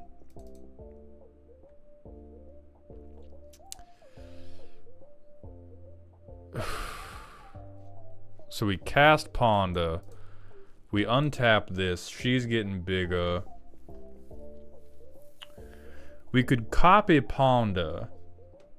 Copying Ponder feels quite bad, but I don't think we have a better thing to use our mana on. So we look at the top 3. We're gonna shuffle that. We draw. Okay, Fierce Guardianship. Then we're gonna resolve the second copy of Ponder.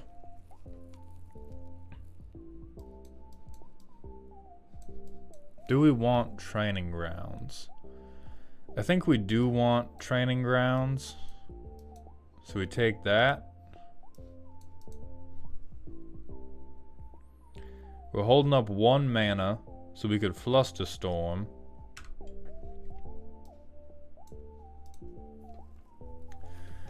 Turn 6. We can get Training Grounds down. We can tap out for Signpost. Well, we do something. We do something tricky in combat. Alright, this one says draw a card. So let's draw this card. Fuck this land. Play Disrupt. Untap it. Oh wait, we have no spell to counter. Yeah, I think this is a spooky, or dare I say it, silly deck that has a CEDH combo in it.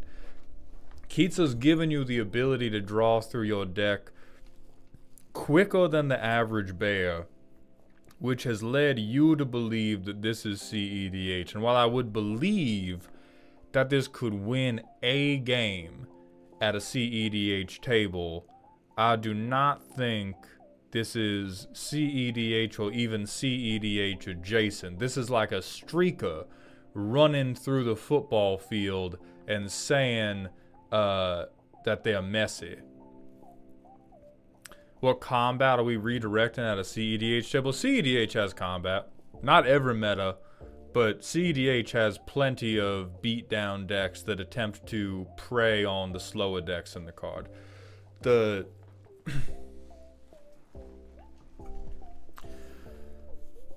we've had a number of counterspells, but Flusterstorm Flusterstorm, only a good counterspell if somebody's stormed off. Disrupt, the additional one's probably not stopping them. We have two hard counterspells, one of which is going to give the other person cards. So I think perhaps what has happened here is the Kitsa interactions are kind of cute, and you felt that maybe prowess wasn't a good enough win con, and so we put in a singular CEDH win con and said the entire deck is that's what the entire deck is doing. But we're so low on creatures that, like, I think, interestingly enough, I think this deck could both win individual games of CEDH, and also would lose to precons. Like, I think it frankly cannot compete with anybody who casts Swords to Plowshares or plays a big dinosaur. Because our only interaction is coming in the form of these counter spells, which we haven't had the spare mana to hold up more often than not. And then we've got the 1 3-card, or well, really 2 cards plus Imagination. We have the 2-card plus Imagination ISO Rev combo. And I think it's holding us back more than it's helping us. Perhaps the fact that Kitsa is mono blue is really what's holding us back. If this commander had access to red, we would be on a whole different story. And I really like your tag game. I think your tag game of game equipment is good. I think game-winning play is a good tag. I think the Autoball Antics tag is good. And I think you have a playable prowess shell in here, but Kitsa's not threatening commander damage anytime quickly. This combo is incredibly inconsistent. Incredibly. I think we have, let's see, we got Muddle the Mixture, and that's it. We got Muddle the Mixture and a Dream. Reversal doesn't need the Scepter. I mean, sure, Reversal doesn't... Well, if you want it to win, surely it does. You can cast Reversal without Isochron Scepter, but if we're just hard casting Dramatic Reversal, I don't know, at that point, just start spitting at people and hope that kills them. You could cast Reversal if you had Mystic Sanctuary in hand and knew you were about to get it back. But we're not...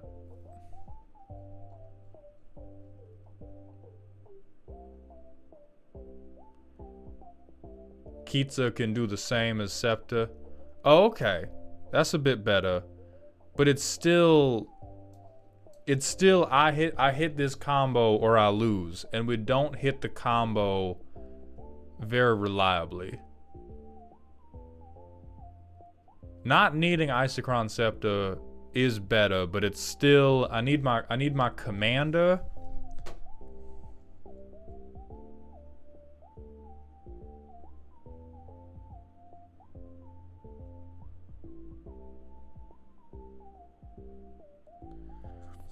I mean, Zila, I saw your comment. It was just sounded like broad agreement with everything else everyone was saying.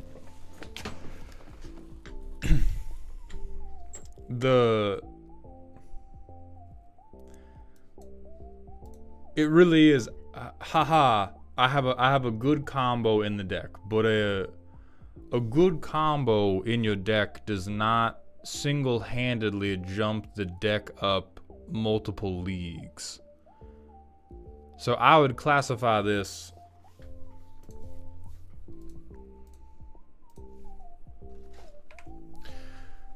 like we're trying to play pickup rugby with a brick of C4 in our pocket, but we're hoping that it explodes sometimes.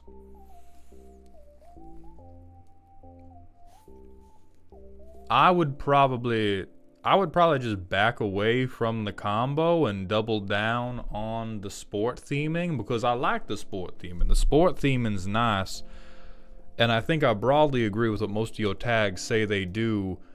And I think the sport theming could still work if you just did either Voltron Prowess or you had some other type of card draw payoff. Like, you could really easily make some type of spooky deck where the payoffs were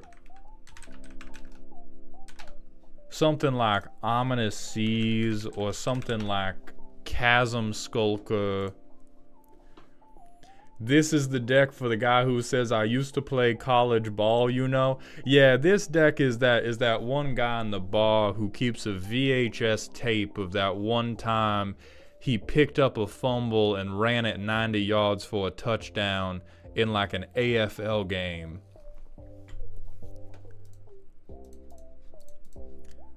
And so I think if you wanted to repurpose this shell to something a little bit more appropriate, I would repurpose the combo and probably a little bit of the Autoball Antics stuff into other card draw payoffs, because you are touching a great number of cards, and it's very easy to build a spooky deck while touching a great number of cards. But right now it's, I hit this combo, or the rest of the table gets to have their way with me.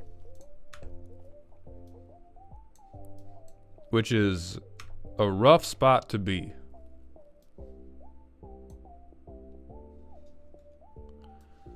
So we play Kitza, still holding up. Holding up Disrupt mana.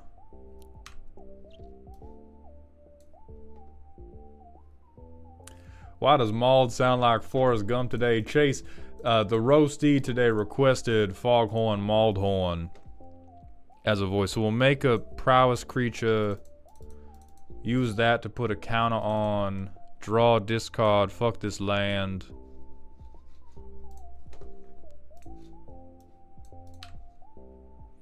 Okay, we have Scepter, which as I've learned is not the important half of the combo. We could Thunder Trap, but we don't have the mana to tap out for Offspring. So we'll Thunder Trap, check top 4.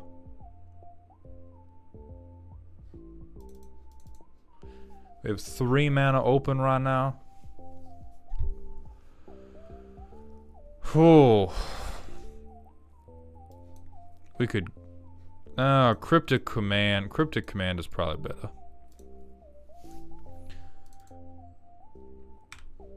And then we'll draw, fuck that land, next turn. Yeah, like we've made it 6 turns relying totally on counter target, instant, interrupt, or sorcery unless they pay 1 to keep us from losing the game. And now that we've made it to turn 6, we've got access to Cryptic Command. Okay, Fierce Guardianship. Fuck the boots. We have nothing to counter. God damn it. We have nothing to counter, so we can't even use this to draw a card.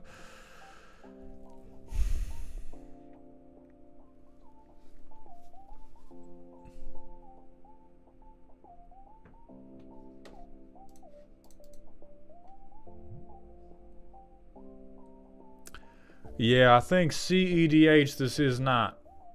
I think it's trying to be something.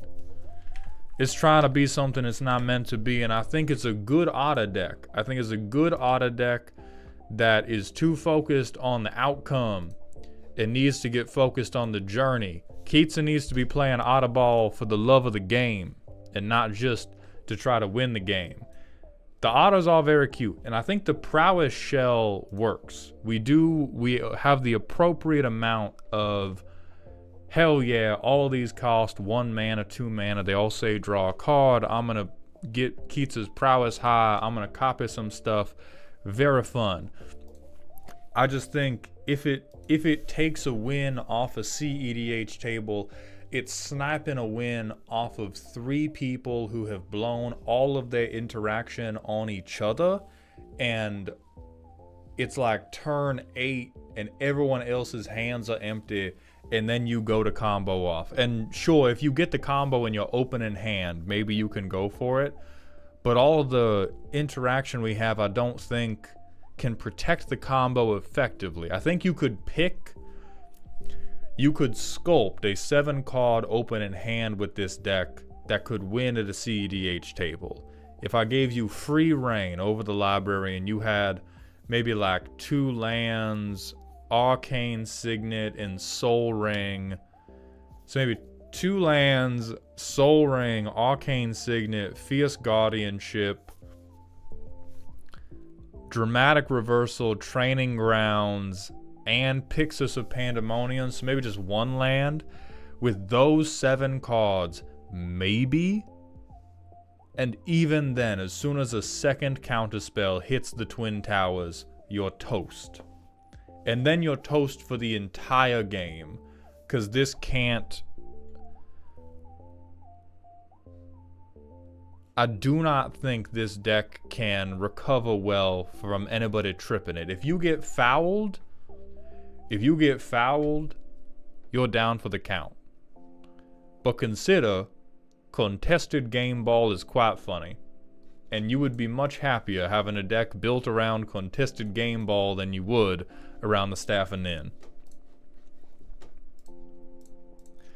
So Autofire, thank you for your submission. I think you have failed in the CEDH part of your quest, but I think it was a very honorable quest, and I think you've ended up with a serviceable Kitsa deck that's just a little confused about where the finish line is.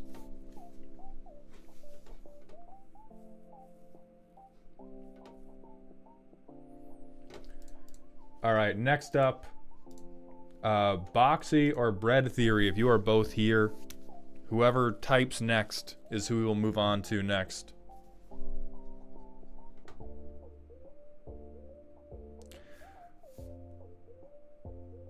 Alright, Bread Theory and Boxy are both here. You're good, Boxy, you'll go after Bread Theory. So what category does the Otter deck fall into? I think this deck right now falls into silly, scary, which is really the worst place you want to be. Because it's either a really, really cute deck or, hey, I win. Which can be very unsatisfying.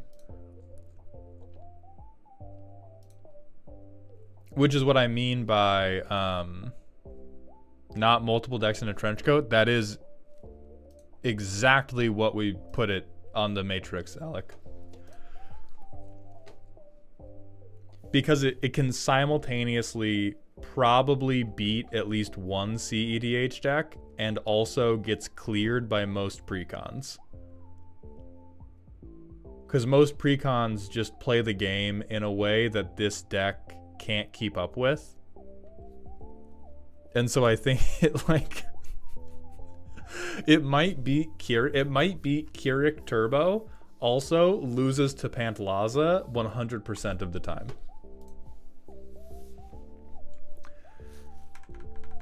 Alright, Bread Theory. They have submitted a silly deck. It is a K&T group hug theme with some minor group slug elements. International Proletarian Uprising. It's group hug, but with the totally straight, definitely hetero roommates. Okay, so if it's group hug, that takes care of about 80% of the deck for us. This can't be our only ramp. We're in green. It's not your turn, it's our turn for sure. Thanks for the roast, I'm not too familiar with CEDH, wasn't sure if I had a chance with them, but I like the sporty. For sure, Otter. I would say, yeah, just don't worry about CEDH. If you put in either more prowess payoffs or just put in more card draw payoffs, you have a pretty good spooky, sporty spice deck going on. But I think trying to reach into CEDH is just distracting you from the beauty that there could be with the Otter deck. Okay, So 3 pieces of mana ramp in our 4 pip commander, because you are a maniac.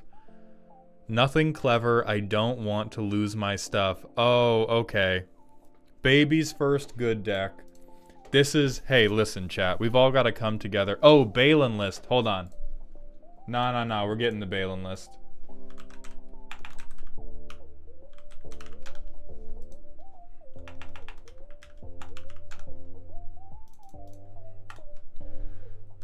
December 18th.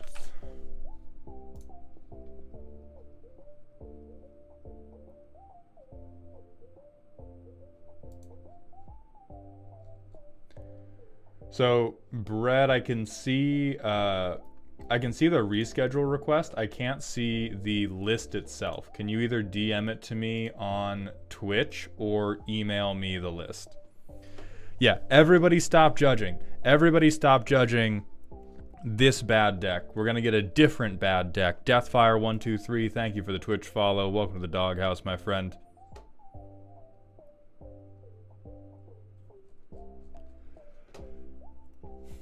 Also, Trunk Monkey TTV, thank you for the Twitch follow as well. I missed that follow a little earlier in the stream.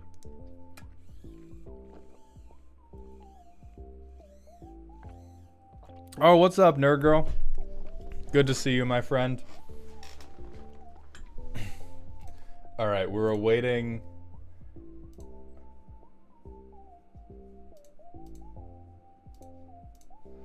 We are awaiting Bread Theory's Balin the Haymaker mouse deck, like Ratatouille if he was strapped to the head of Conor McGregor, is what I'm hoping to see for a deck like this. Frolicking Wombit, thank you for the 13 months in a row at tier 3, my friend. Let's go, Totally Het Bros. Thank you for that generosity, my friend.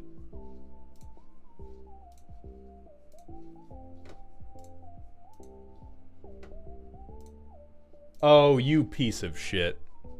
God damn it. God damn it, it's one of these. It's not the scene of Ratatouille that I wanted to see. It's the scene of Ratatouille where all the rats explode out of the fucking sewers. It's Balin. I think you can figure it out. You bet your ass I can. Okay, so Balin gets to tap tokens for benefits. Which benefits are we gonna get? Literally all of them. The bunnies are inexorable. I hate you. The bunnies deem you unworthy. I hate you. 3 pieces of removal because we're the problem. 3 pieces of targeted removal for any turn 1 plays any of your friends have. Beast Within if you want to hit a fucking land, and then racist board wipe. The bunnies get swole. I'm sure that 50.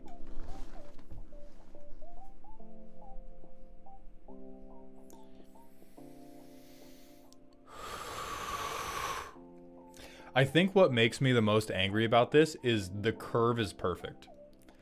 The curve on 50 Heir Apparents is absolutely perfect. Because what do I say about your mana curve? It shouldn't compete with your commander. You want to play Balin turn 3? Hey, guess what? Half your deck wants to get played on turn 2. Yeah, sure. A pillar, the monument to I am an idiot. I am an idiot baby who loves bunnies. And then every doubler. I'm not even reading your tag. Go fuck yourself. I'm sure this land base is great. The bunnies will not die. Hey, let's just play test it and see if we get a hand with anything but Heir Apparent in it.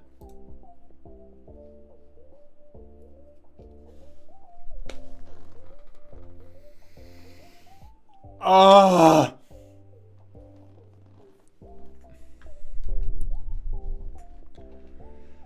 I'm fine. I'm shocking you with this land just to make you lose the life. I'm getting another shock land. You're going down to 37. I'm gonna kill you with your own deck before you get these Heir Apparents out.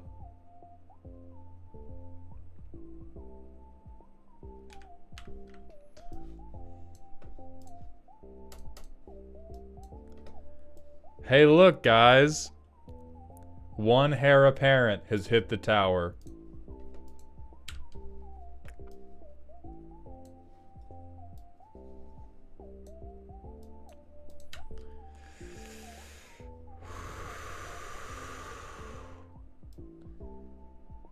Hey, look, guys.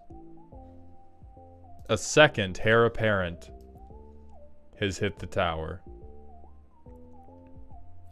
Only rabbits are allowed in the deck. No O'Hare, no Mondrak. Shut up with your fake standards. Okay? When I draw doubling season, talk to me about your standards. Talk to me about your flavor then. When I just have a fucking poster in my room that says what if twice. When I just have a goddamn poster in my room of this guy. Which you should anyway, but for different reasons.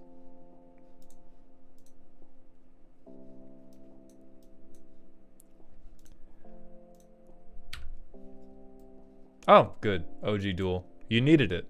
You did need it.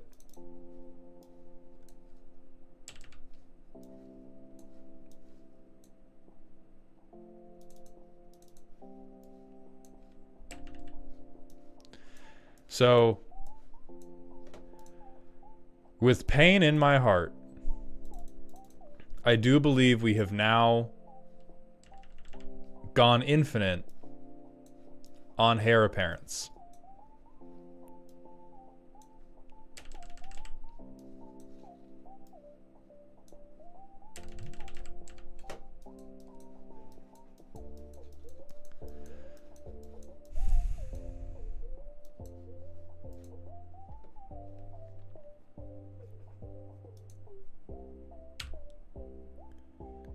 It's turn 6. Fuck it, draw a card. Fuck it, draw a card. Fuck it, draw. Oh, look, heir apparent. Who could have fucking guessed? Who could have fucking guessed that it would. Oh, look.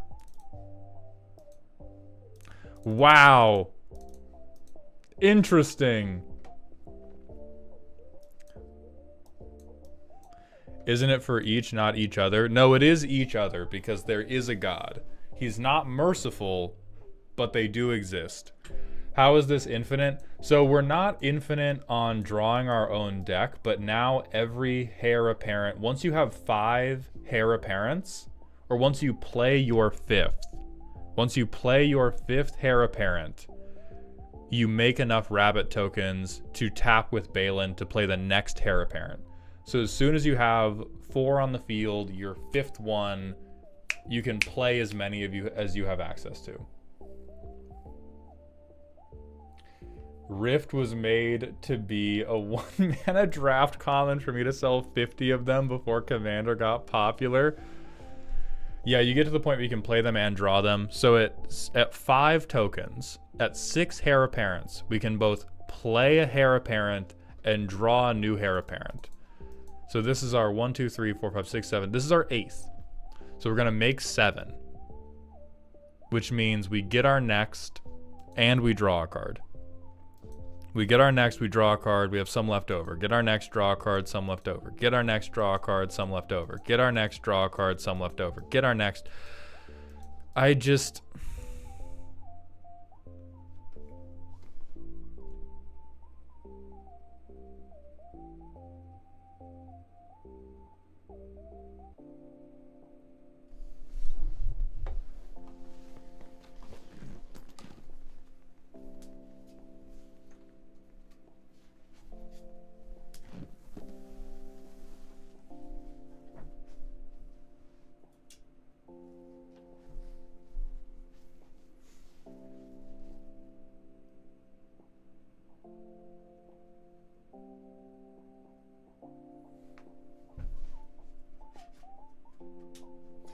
Alright, you piece of shit. I'm gonna get you. I'm gonna get my get back. And here's my get back. Here's my get back. I don't think it's silly. I think it is fragile spooky. Legitimately, from a perspective of like, concern of you having fun playing this and bringing it to the appropriate table, this curve, you may not like it. This is what peak performance looks like. This is one of the most consistently playable decks in the entire game. Now, the fact that a single case of the end, okay, bitches, we knew what I was looking for.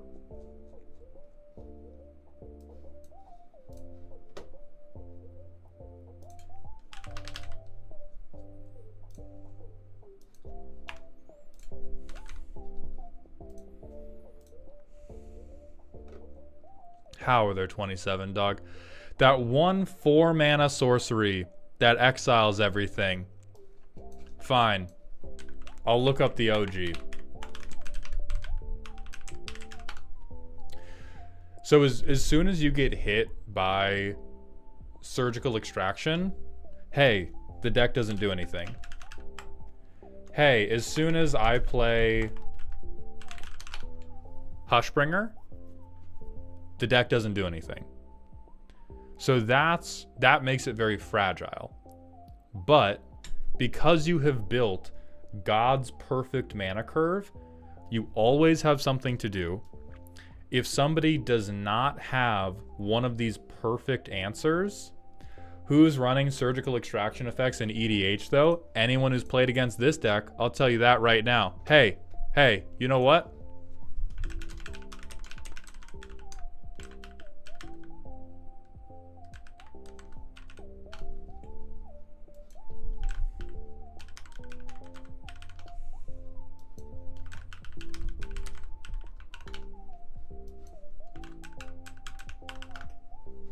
Okay, we're not doing that bit.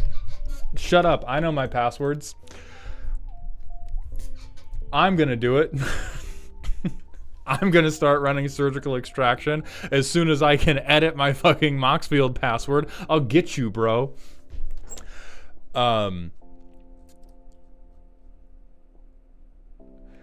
So the reason the deck doesn't qualify as silly is either someone has the perfect silver bullet for your deck, or they just fucking explode turn 5. And Trunk Monkey, they have it. They have the all things have haste, so they have finishers. But because the deck can go fucking infinite on mana and cards so consistently, this is 100% spooky. You've just got a bad knee. So what even is...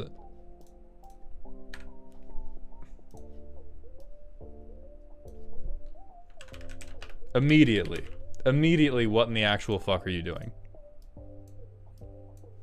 Sea Kelp, go outside. What's up, Grungy Gay? How you doing? Not here. Thank you for the Twitch follow. Welcome to the doghouse, my friend. Yeah, this is spooky, but it took an arrow to the knee 15 minutes ago.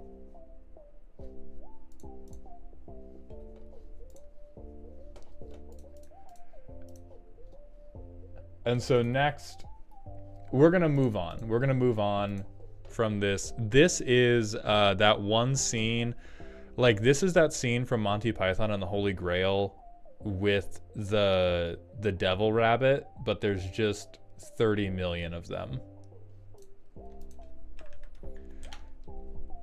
Like, what's funny is I can't wait to see you get hit by VATS, dude.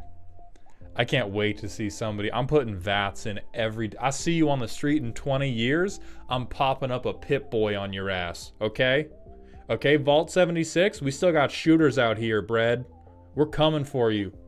I hope you got some Nuka-Cola. You're gonna have some shit to walk off, brother.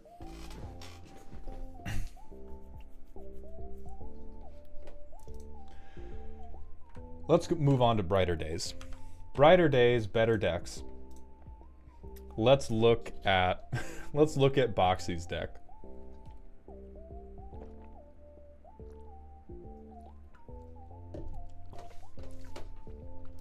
Boxy has submitted a silly, spooky deck, is my green aggro deck. I'd like to make this deck truly scary, but IDK, green just feels too slow. Got it. So we're giving into the hate, which, even though I'm a green hater, I can work with this. Something I can take the malleable material of what?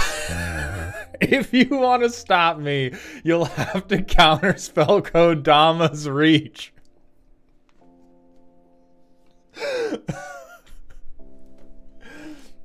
So here's my thing, right? Oh, different deck, right? Yes. No. I have it open. But I'm glad we got that title. I like big monsters. I really wish I could make a good Hellion Kindred deck, but they kinda suck. Okay, wait. So if the assignment is the same for either, just let me know, because I'm down to do either.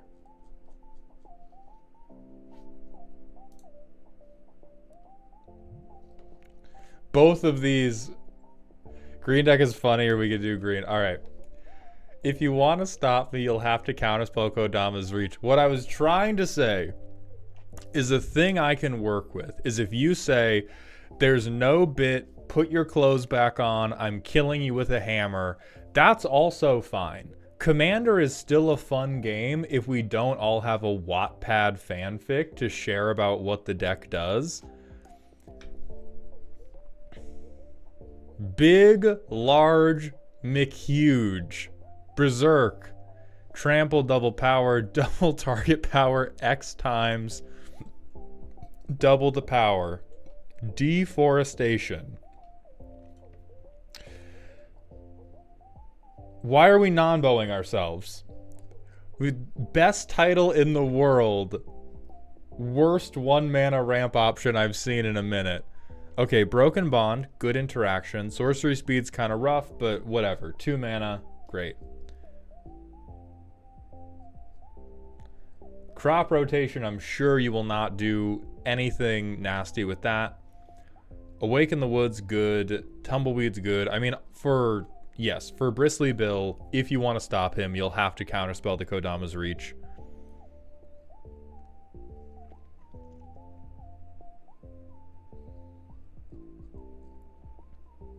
Oh, turn 1 Utopia Sprawl rules for Bill, because then you do turn 2 Bill, but you still have land drop. I will accept this. Fucking loot is here too. We have 9 creatures. Scape shift.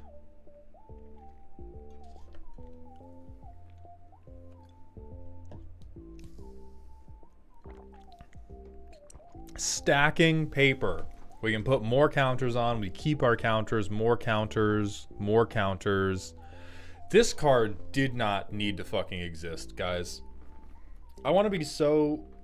Like, I need us to be so chill. Why the fuck is Scythecat Club better than the actual... better than the OG?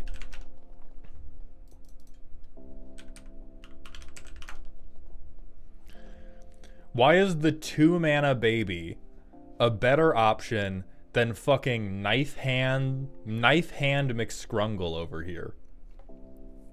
Because this is just landfall get 1. This is landfall get 1 on whatever. And if it happens a second time, this is fucking the Gojo Satoru of the Scythecat clan. Ask the same of Displacer Beast and Displacer Kitten. Okay, and then Vorinclex. You shouldn't be running 40 basics, but I'm just going to speed by that because I like the tag. He has that young man energy. He has that potential in him, as evidenced by his glowing eyes.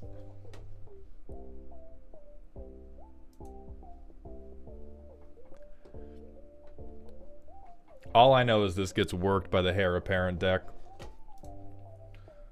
Oh, Anonymous, thank you for gifting a BoxChan the Twitch sub. I appreciate that generosity. Welcome to Dog Heaven, my friend. Okay, we have Haste, we have Archdruid's Charm, we have Kodama, and we have Bear Umbra. One blocker and it's all over for me. Okay, so...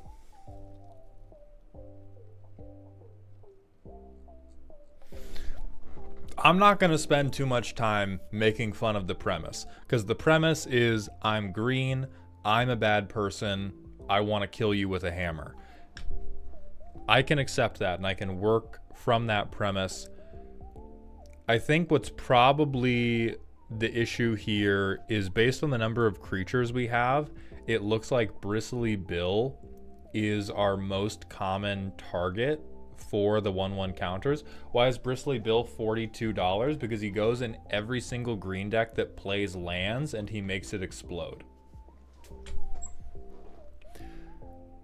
And I do not think we want to have Bristly Bill be the most common target. This is one of the things good Magic players will clown me the most for.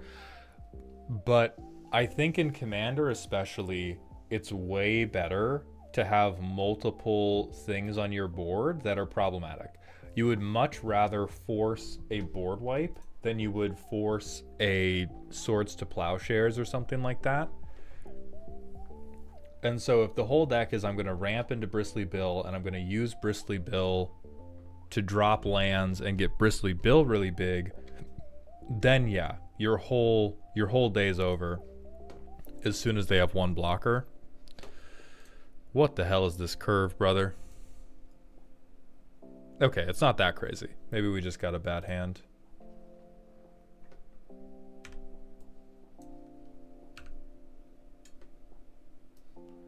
I'm gonna do Colony Heart turn 3. Okay, pretend I played that correctly. So we have one counter on Bill. We have 2 counters on this. We play Exploration. We drop an additional land.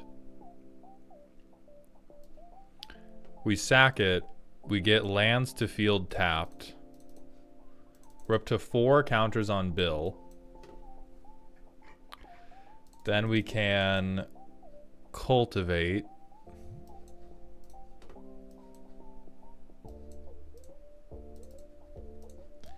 Then we pass. We're up to... No! We're up to 5 counters, 5 or 6 counters on Bill.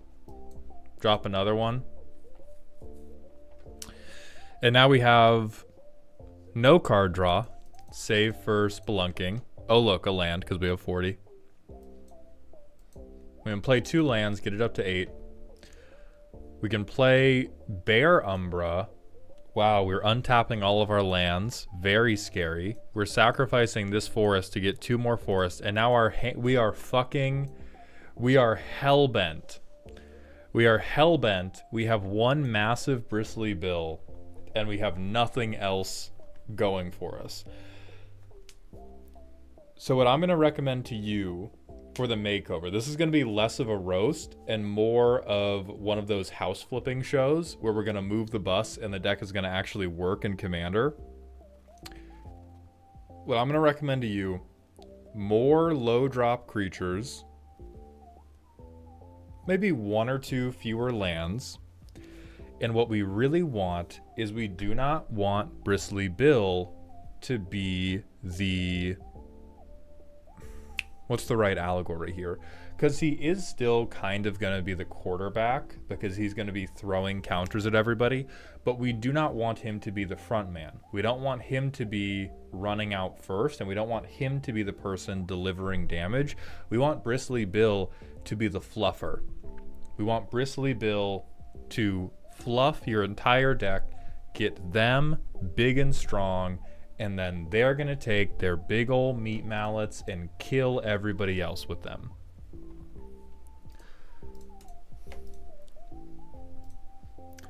And so you still want all of the, let's see, mana value 2 or less.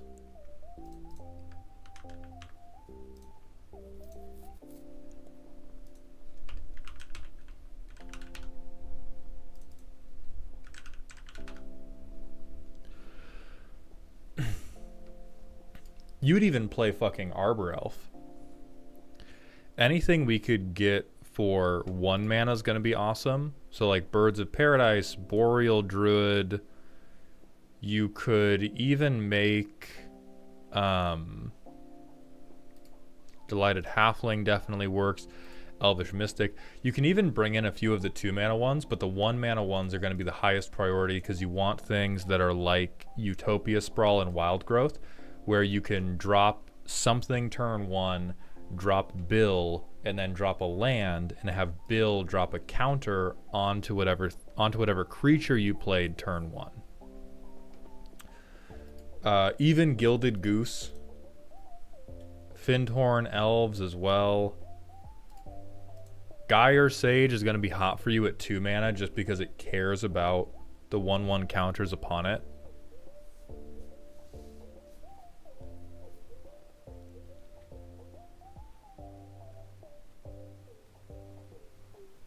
Then I think we already covered Llanowar Elves. Not the Tree Speaker.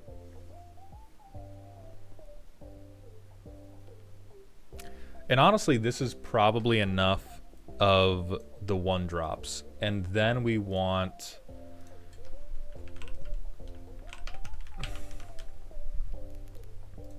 things in green that care about having counters, or things in green that care about landfall. There's a couple very obvious landfall payoffs like Scute Swarm.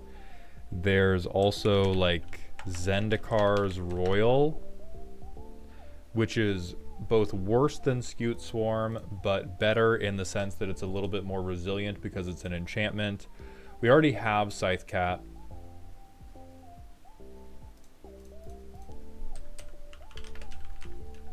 Scythe Leopard. Scythe Leopard is not the perfect 1-drop because it doesn't have trample. We would prefer, we want it to be either a dork that ramps us into Bill and the 2nd cast of Bill and the 3rd cast of Bill and the 4th cast of Bill, or we want it to be a good target for the counters, and good targets for the counters are things that have trample. Things that have trample, or things that get a payoff for having +1/+1 counters put upon it. Incubation Druid's also good. That's like Gyre Sage in terms of good 2-drops. Paw Patch Recruit.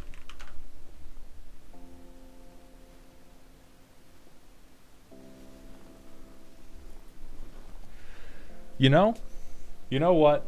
Downright playable. Not great, downright playable 1-drop.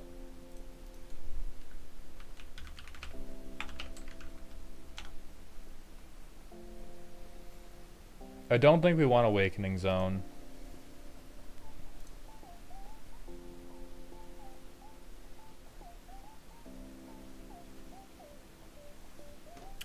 Maybe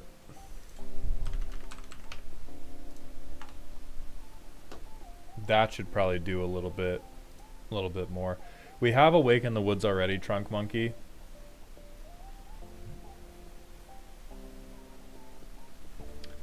I mean, Railway Brawler just does more like counter stuff for your fatties.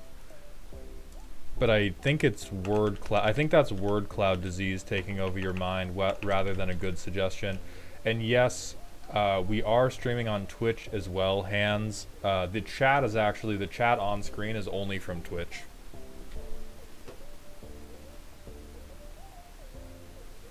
Oh, Frogantua was crazy, bro. Who said this shit? Jello Sloth. What's up, Jello? You my goat. Rampant Frogantua yesterday. Hands UTG, thank you for the Twitch follow. Welcome to the doghouse, my friend.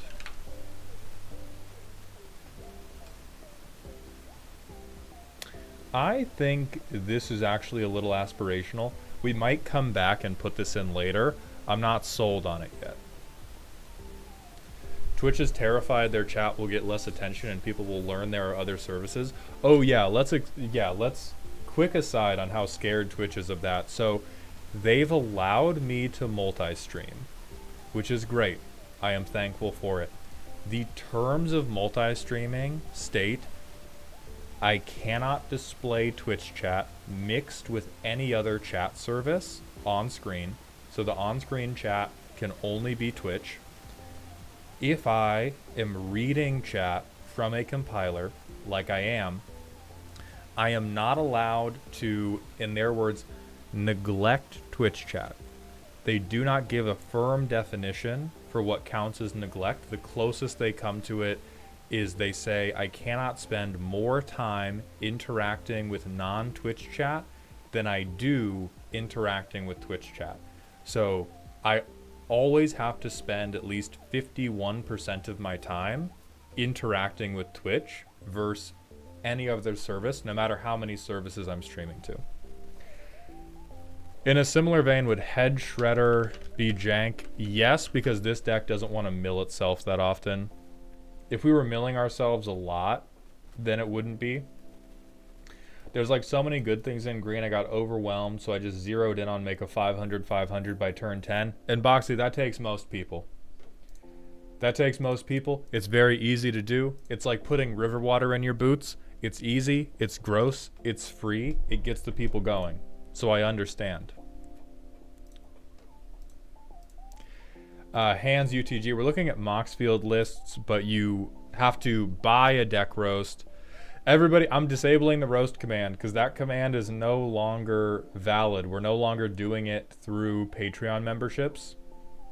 So let me go to CloudBot and change that command into something applicable.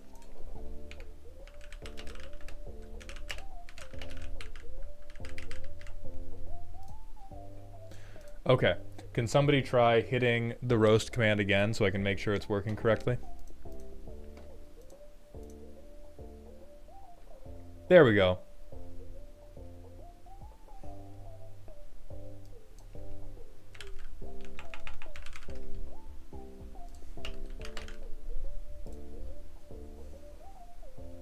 Senko Floof, holy fuck, thank you for the 10 gifted tier 1 subs. Welcome to Dog Heaven. And Calamity, thank you for gifting 3 as well.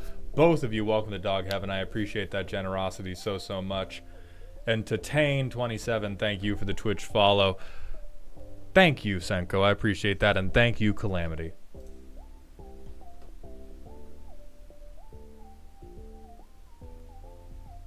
Okay. So now we're trying to look at what will pay off. How do we get a payoff for putting 1/1 counters on stuff? Ooh. I really like that.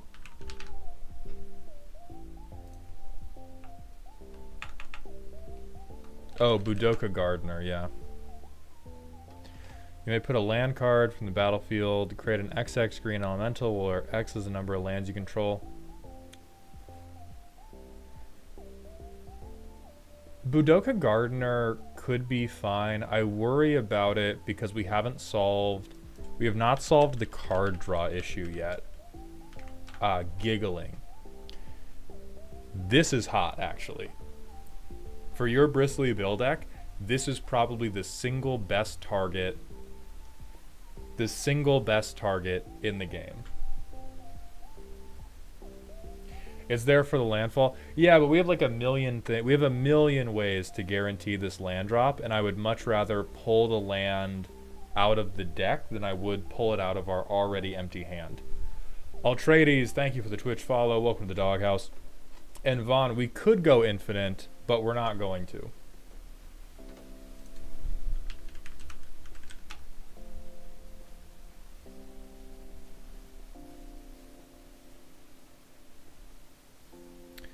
Palu Kranos cares about getting big, but he cares specifically about getting big through his monstrosity thing.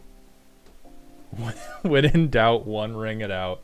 Okay, I have been holding in too much pee. I'm going to be back very soon. We're going to keep fixing this deck.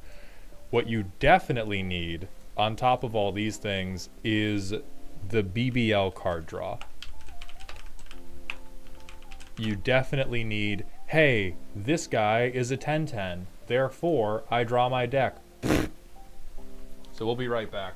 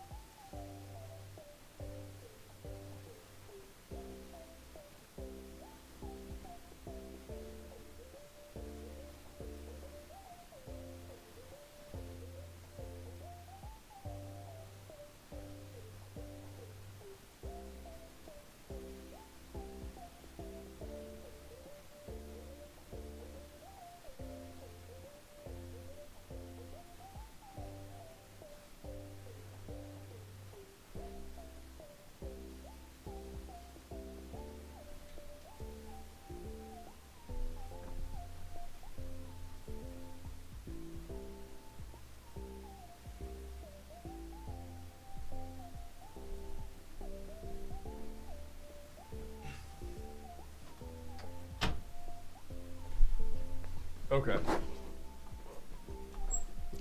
I gotta shout out stocking the pantry for card draw. That's good. That's the exact type of thing I was looking for. Yeah. This would be great for you as well, Boxy. Charge through would be a nice cheap ad.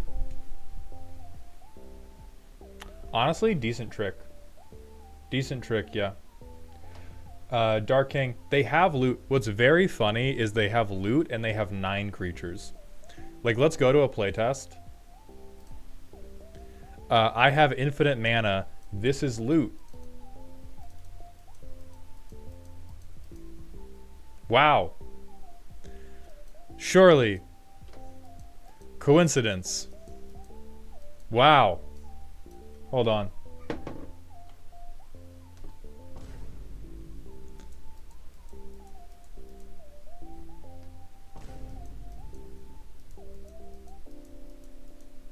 We finally fucking got there. But we need 7 lands for him, so. I do really like loot in this deck, but I do think we want to be a lot heavier on creatures. Ordeal of Nylea. Let's check it.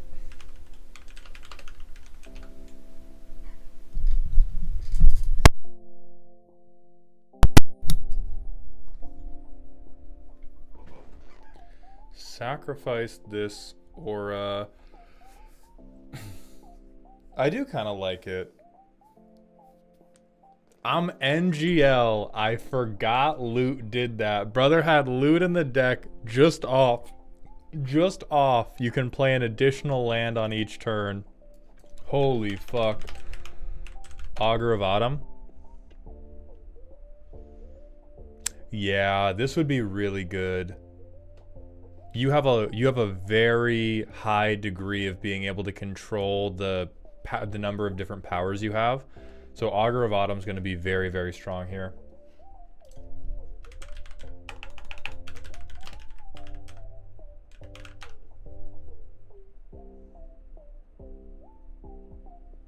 Mindless Automaton, also good. We're definitely building closer to like spooky than we are scary. But if you want a bristly build deck that's going to participate in more ways than just I make a 20/20 once and die, I think this is the road to it. You put all those creatures in, you put in Stocking the Pantry, you put in Mindless Automaton, you put in every single version of sacrifice creature, draw cards equal to toughness. What's up with Willowgeist? Yeah, Willowgeist is okay. It has trample, honestly. It having trample is like basically good enough for it to be a bill target. Zilla, thank you for coming by the stream, my friend. I hope you have a good one. Thoughts on Goldvein Hydra as a counter target? Yeah, this is great. Because either you get it when you have a lot of mana and it's big when it enters, or you get it when you have a little mana and you grow it and then you get a benefit when it dies. So this is excellent no matter when you draw it. Great Henge is good, but Great Henge is also good everywhere.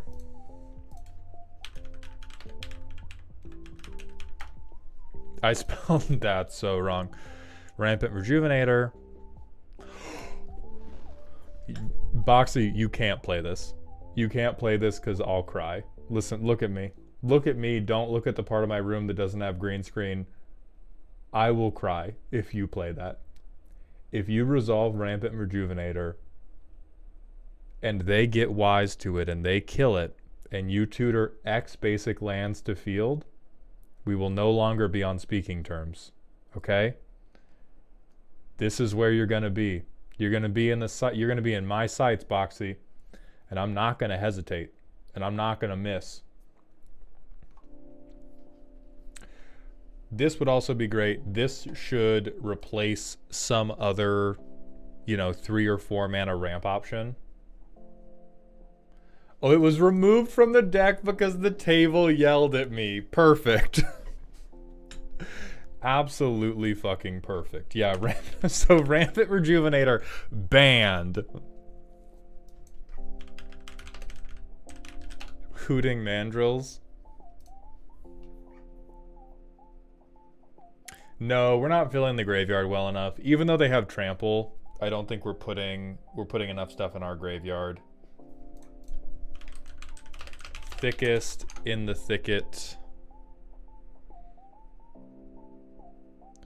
Oh, this is... I mean, if you want to have, like, a for sure silly deck, this is so fucking commander-coded. This is Bag of Rocks, the card. This is, I found such a cool rock. Please look at my cool rock. Oh, yeah, Champion of Lambholt is also a very good option. And fine as hell, so... So, Boxy, I would take all 20 of those ads we've given you and start putting those in and then see how the deck plays instead of just being ramp simulator. My table was adamant that green is a fair color while blue is too strong, so I made a Quorum deck and sacrificed him to draw 50 plus and put all lands from my hand onto the field turn 5. I guess, hey... Good job shitting, brother. It sounded like you were frying chicken in there. As that nuclear waste material hit the rim of that bowl. So I salute you.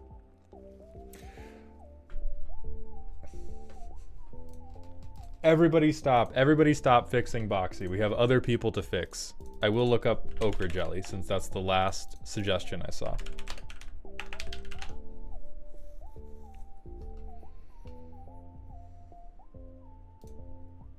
Nah, you don't. Nobody needs this shit.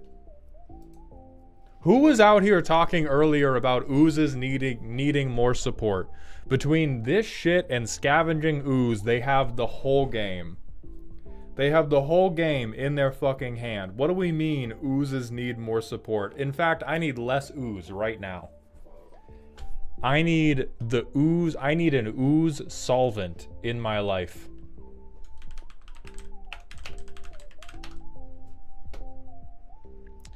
Deepwood Denizen. Ooh, kind of hot. Another card where I think this is closer to pre-con power level than anything else, because if you are not already winning, this really fails to draw you cards. But if you do want to build a more like reliable, chug along, less explosively strong deck, very good option. So let's put you onto the Matrix.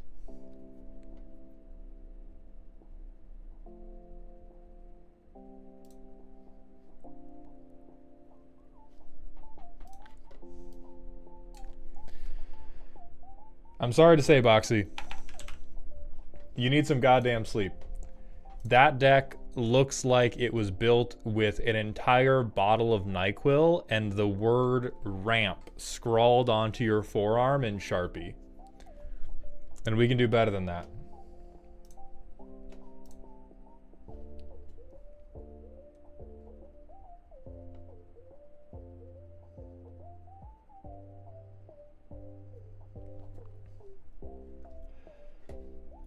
All right, and then you're not wrong. I got tired of missing land drops in my mono white deck.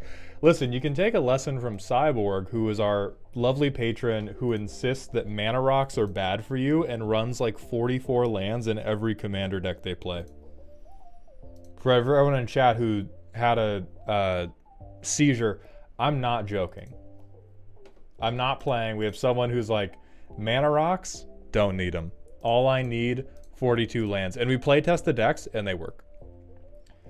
Rant about green being the best color in Magic for like the last X years. I mean, the thing is, green is Sakuna in Magic, and it's bullshit.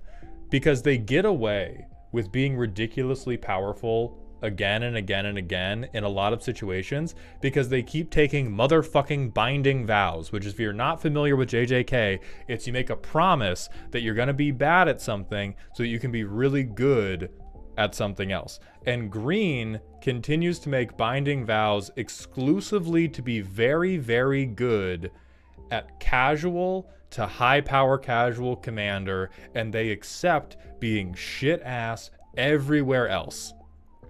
They just get to be an absolute fucking monster anytime hacky sack is involved for the low, low price of being totally irrelevant in every other situation.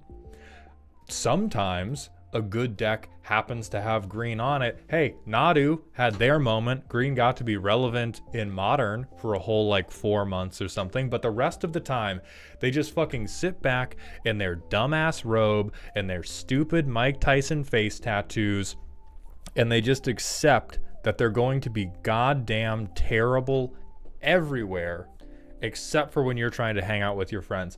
What do you call Kinnan? I call Kinnan blue with a fucking methamphetamine prescription. Kinnan is just a blue deck that has an ADHD diagnosis.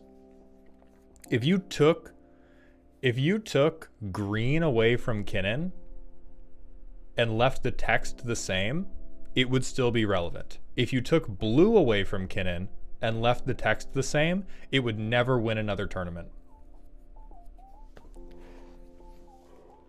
If you told Kinnan, hey, walk into this CEDH tournament, you don't get counter spells anymore, they ain't taking shit, brother. They ain't taking a goddamn thing. You take away some of the good green creatures, some of the dorks, they just win with a different infinite combo.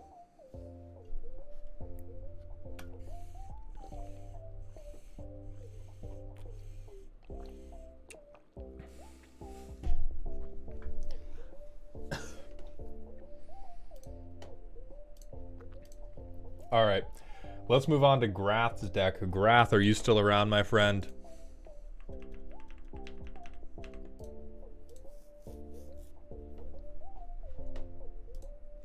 Oh, while we wait for, okay, Grath, you are here, perfect. So we're just gonna get into your deck then. This is a silly deck. It's a changeling deck. It runs a bunch of changelings and a bunch of funny and or bullshit type synergies. Yes, I really own an elephant graveyard in my kind of bad changeling deck.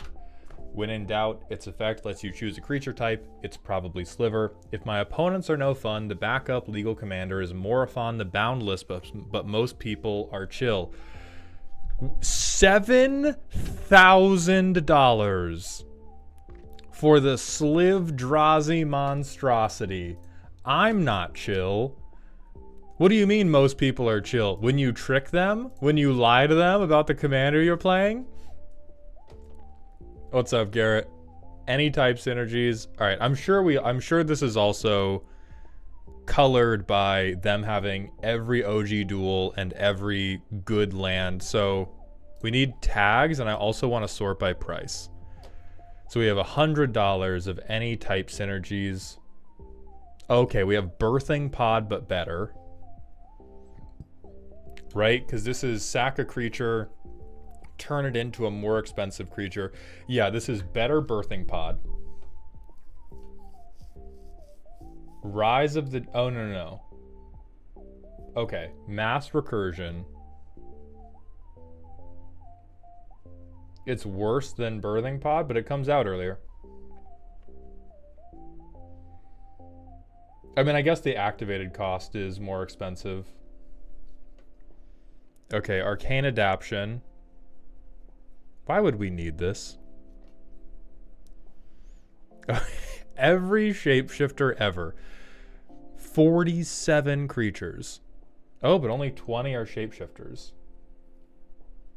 Oh, it's sorcery speed. Well, yes, Sarum, in the context of a changeling only deck, though, the creature type restriction doesn't matter. That's why I called it better birthing pod. The sorcery speed thing, though, that is very relevant. Okay, and here we have Draft Chaff the deck. I've stolen a bulk box from my local LGS, and I wanted to use it to build a commander deck before the cops got to me. Oh, Jesus. Okay, and then everything that...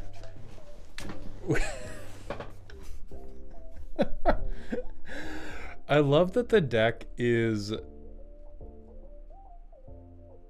Oh, this is horrible. I don't even...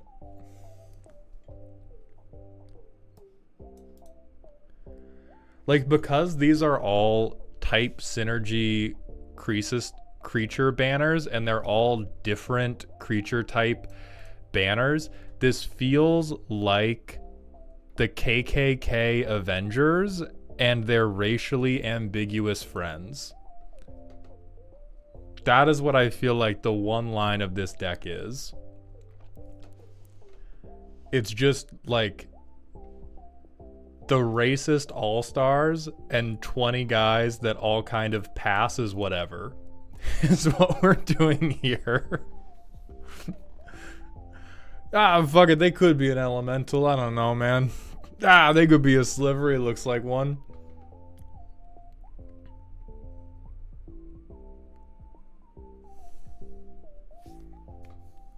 Yeah, it's the prejudiced Avengers and all of their racially ambiguous friends. Which is kind of... I do kind of like it. I like that we haven't committed ourselves entirely to slivers. I like that we care about rats. Oh, fuck yeah. Allies? Let's go. And then, okay, still slivers. Alright. Alright, slivers. Alright, dragons. This guy's just in here for his name. This guy is just in here because he says nut collector. I know for a goddamn fact we're not hitting threshold. That's pretty funny. Type synergy, non-creatures. Okay, used to cast allies. God damn it. What? Nothing needs banding. We sacrifice X goats. This is fucking funny. Would things with the party mechanic work in this deck? I think they would. I think changelings work for party. Regenerate an elephant or mammoth. I swear to God, Yugi fucking Moto, as soon as you tell me I'm going to tap this land to regenerate my elephant, who is also a sliver, who is also a dog and cat, who is also a skeleton, dragon, squirrel ally. And we still have basics in here. Okay, so $6.8 thousand on the lands. We have 10 OG duels. So for the one person in chat who is demanding their blood price for the OG duels. And even then we have another 300. So it's like a $300 deck and then $7,000 of fucked up lands. This is beautiful. This is a fucking monstrosity, but this is like...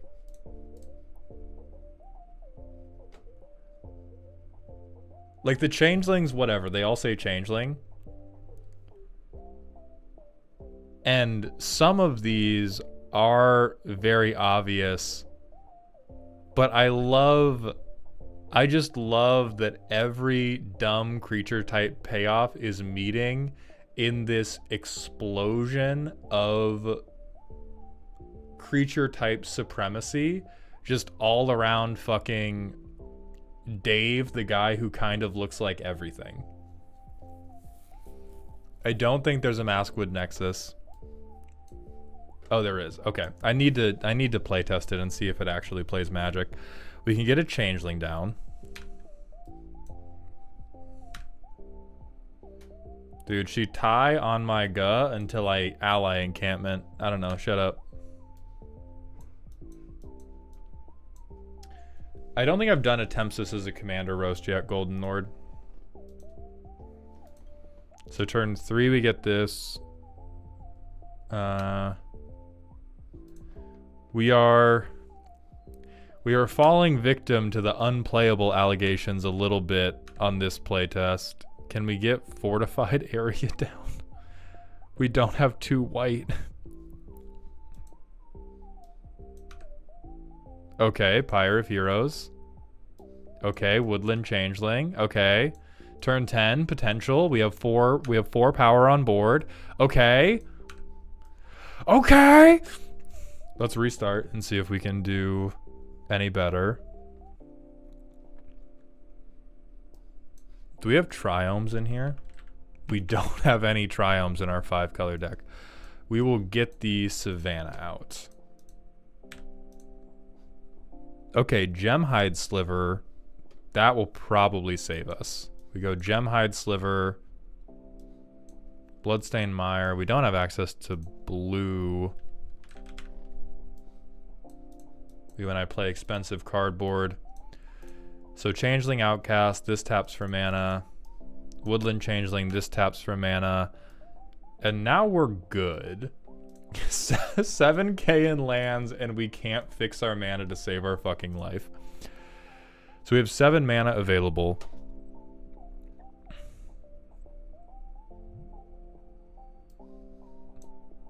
Mew and I Slivdrazi, because we have colorless covered from Swarmyard, then these other... Oh, no. So here's my shit, right? We cast this. Tap, tap, tap. We make a sliver. Because we have 4 slivers, we add 4 colorless. So we've gone infinite on mana and slivers on turn 5. After 1 playtest, we're on turn 10. We were still unable to play our hand. That's a high price to pay for our funny creature synergy deck. Is sometimes the entire room explodes because of worms.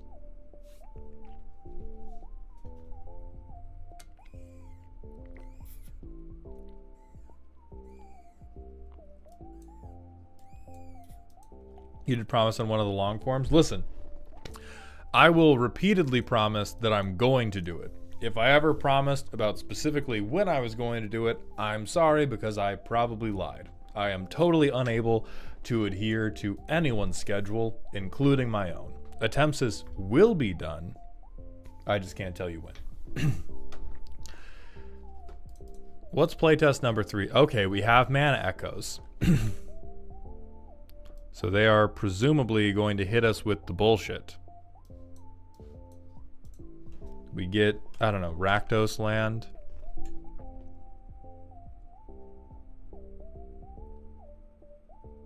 Fuck it, guys. Just pretend.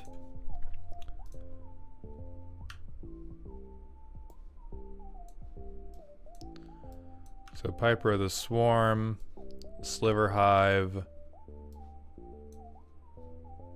Can we add 2 red? I don't think we can.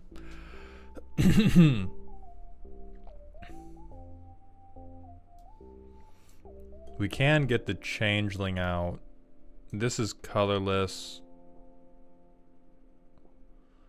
We can use this to play the ally spell. We can draw 2.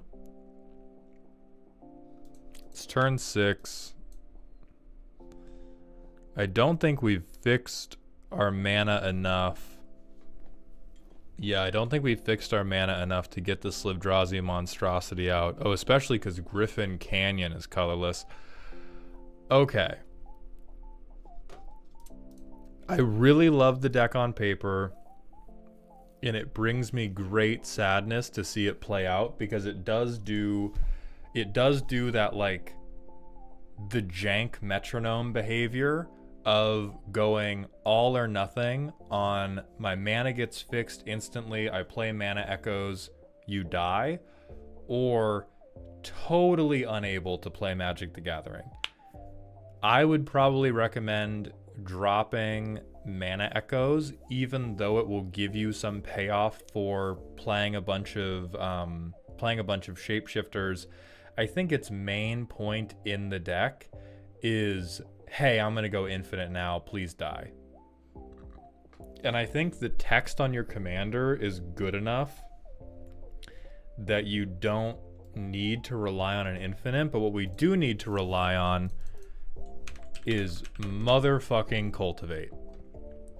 We either need cultivate or we need some triome stat. Like, you need a land or you need a filter land. I think it's like Cavern Grotto.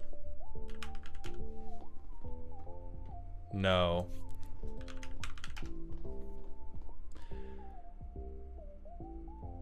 The world, see, Grath, that's, now you're thinking with fucking portals. Yeah, the world tree is great, because that will eventually fix your mana like Chromatic Lantern, and it will let you pull out all your changelings. You do still need, I would say, Chromatic Lantern. I would even say Cryptolith Rite. Since you're going to be so creature heavy. And in a lot of cases for you, I know you probably put the OG duels in because you were just doing like, okay, quick 5-color land base, let's hit everything. I legitimately think the triomes are going to be better for you than the OG duels are in some cases. The lands entering untapped are not nearly as important as the lands actually fixing your mana for you. Phantom 0803, thank you very much for the tier 3 Twitch sub. Welcome to the dog home, my friend.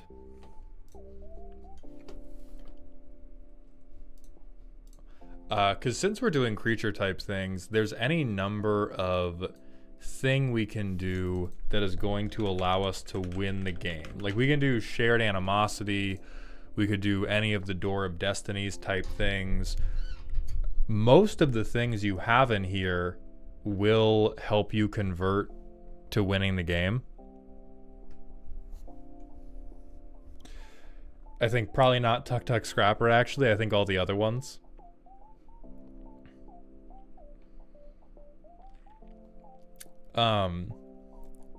I'd probably cut Tuk Tuk Scrapper. This guy kind of sucks, I'll be honest.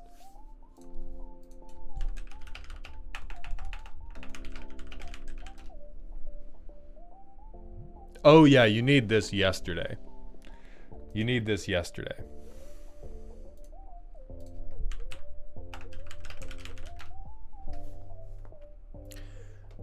Yeah, Elven Chorus would be good for you as well, since you're so focused on a really, really heavy creature deck. Mauled, how do you keep falling for that exact same card? Well, Lalo, it's because every time I see Baton of Morale, I get a little bit of brain damage, and I erase the memory. And I just erase the memory completely from my head.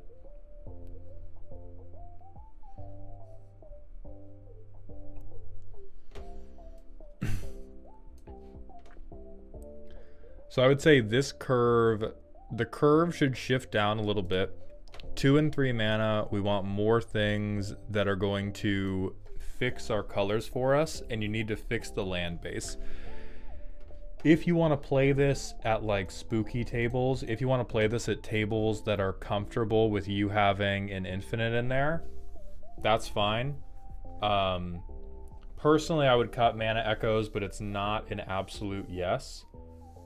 But overwhelmingly the problem is this deck has 2 modes.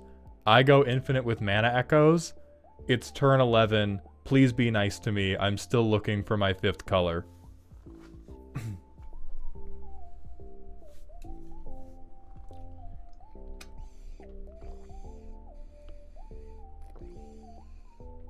Wait, does banding change anything with the newly assigned damage rules? It shouldn't really, right?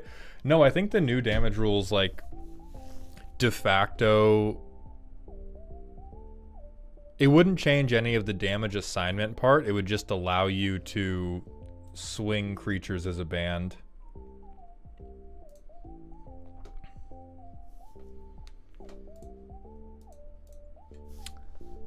Traverse the Outlands fixes the land issue. No, it doesn't. Because our problem with lands is not we don't have enough lands after we already have 5 mana. The problem is we don't have enough lands when we have 2 mana. We don't have access to all of our colors, or we don't have access to our important colors on 2 mana, 3 mana, sometimes 4 mana. Not, I've gotten to 5 mana and I need to get more. Traverse the Outlands is solving a problem that this deck might also have, but it does not solve the pressing problem, which is, holy fuck, do I need to visit somebody thrice?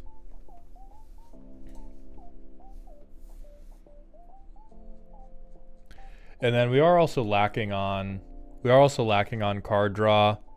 If you want it to be a silly jank deck, you don't need hyper responsible card draw. But we either need really good draw or we need really good mana fixing so that you are allowed to play Magic. Right now, you are not allowed to play Magic. Right now, this is a show and tell ad deck. Yeah, Kindred Discovery too. But the thing is, what I like about this deck is so far, it is actually pretty light on generic Kindred payoffs. This deck has done a really good job of eschewing the normal, hey, I'm in Kindred, so I get these payoffs, for these very specific and in some cases very dumb and bad payoffs for specific creature types rather than just, oh, they're all the same. And I'd kind of like to keep that part intact. I think there was like a duty of care done to do that. It's charming the way it is, but I imagine it would be nice for it to cast spells. That too. True, Valoria. And I think if we at least fix the mana base a little bit, we're much closer to casting spells and we're in a much less dire situation. I don't think we need to break the glass in case of discovery around this card just yet. Shash Bear, thank you for the Twitch follow. Welcome to the doghouse, my friend. I think right now this is Minecraft creative mode, Grath. Right now this is a structure. This is a beautiful tower in a Minecraft server that you have built. It's quite phallic. It does get the people going. It does not get the people going to a commander game in which they cast spells or draw cards or play creatures, and I would love if we could do that. The deck is teetering dangerously between playable and trade binder. That is a very good way to summarize it. But I think if you put in like Cryptolith Rite, if you put in Elven Chorus, even some things like Prismatic Omen, you could save the deck and launch it into playable very, very easily. And so we're going to move on to a deck where the person said in advance, that they're going to be asleep while I do this and they're going to watch the VOD.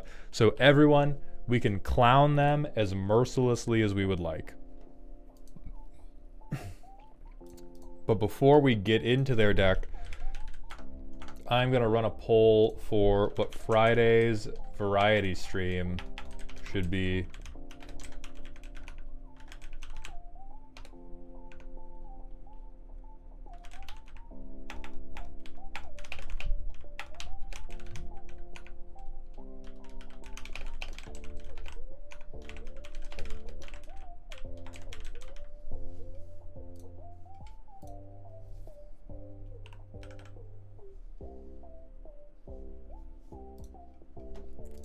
Alright. What's up, Arya? PoE2 answered it already.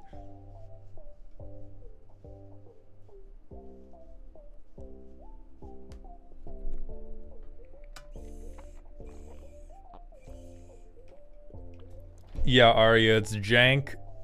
It's jank, creature types be creature typing.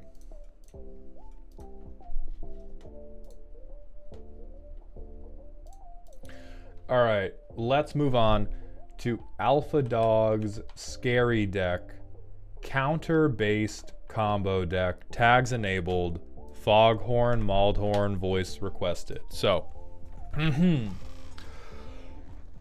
Sid. Oh, I thought counter spell. I thought this was going to be counter spell, not charge combo. So it's bad combo. Primary goal is to get a method to repeatedly untap Zimone with a mana combo piece to generate apparently non-infinite but ridiculous amounts of mana, then abuse repeatedly untapping her for a counter-based win. Didn't end up using things like Simic Evolution to not have to wait a turn cycle for the win to go off. Raven, I'm doing well today. How are you? Okay. So if we tap Zimone, we get to double the number of each kind of counter on up to 2 target creatures and or artifacts you control. Holy fuck, is this the foretold Millennium Calendar CEDH deck? Commander, but again. Reasonable. Copy something.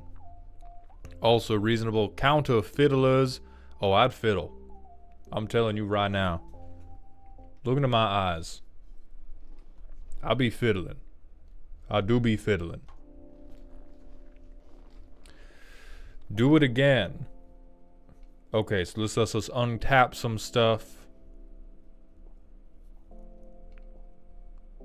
Draw. I am not sure if this counts as good card draw in a scary deck. I'll tell you that right now. Yeah, draw. I mean, okay, with Zimone, maybe Polywog Prodigy really gets it going, but Wizard class, absolutely not. Expanding Zimone's horizons, for sure. Extra counters. General mana artifacts. So what do our counters do? How about no? The other type of counters. Mana combo pieces. Gotcha. One or holy fuck. Okay, so we're tutoring for some stuff. Please, sir, may I have some more turns? Horrifying. Recursion. I fucking knew it. I fucking knew it. It's a goddamn Millennium Calendar deck. Pay no attention to any of the other shit. It's jank. It's jank and it's bad. Triskelium probably does it as well.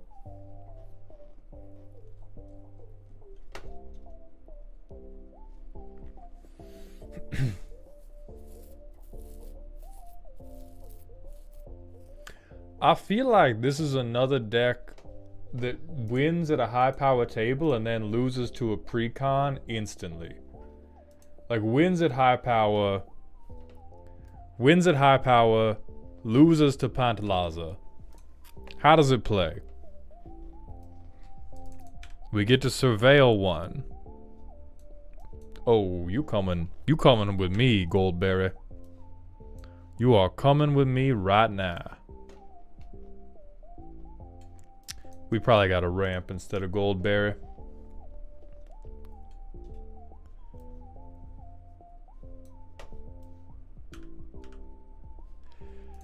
We will pay 3. We'll put Zimone. She will get a counter. Next turn. Okay, this is one of the mana combo pieces, but we also need a way. We also need a way to untap. Oh no, this isn't one of the mana combo pieces. That's the extra turn piece. So we can play Dreamtide Whale.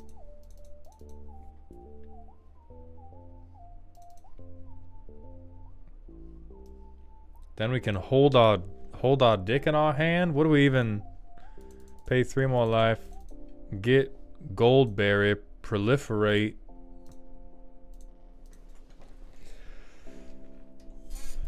Put 1/1 counters on all these assholes. Okay, Sage of Oz. Does that do anything? This deck wins on the pure basis that no one knows what Magistrate Scepter does. That is true. The little known rule in EDH, if you play a card and everyone at the table at the same time says, what does that do? You win. You just win, plain and simple.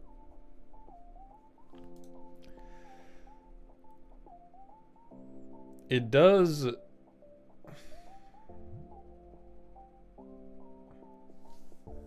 So can we...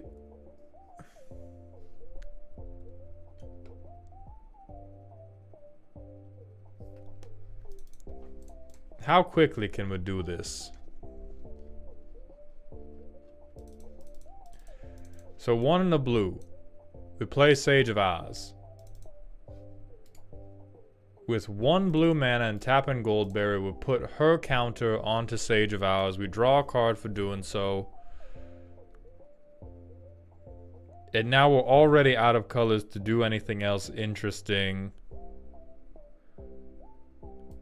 We Ripples of Potential phase out our board. We get a Proliferate trigger again from Dreamtide Whale. We come back on our next turn.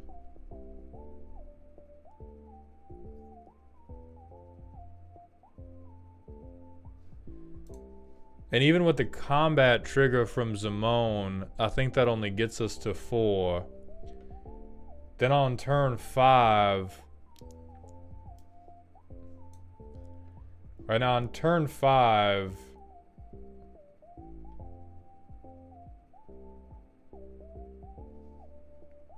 Well, we didn't have the mana to activate Zimone last turn, I don't think. Or, well, instead of doing ripples, we could have left him at 3 and then spent the mana we spent on ripples on Zimone, and then he goes up to 6. Then he goes down to 0, then we get an extra turn. And then we'd be in this turn, but it's still our turn. I'm losing the accent. This deck is wrinkling my fucking brain so hard. He'd be at 2 because of the proliferate on the... We have to take every counter off of him. Oh, right. Proliferate on the whale. So we wouldn't be high enough. Yeah, so we wouldn't have gotten the extra turn last turn. Goldberg incarnate, truly. This deck hurts my heart and my brain to play. Alright. This time... Khan's Bastion. And I'll do the Sonic Screwdriver just to get Zimone out, I guess. Holy shit.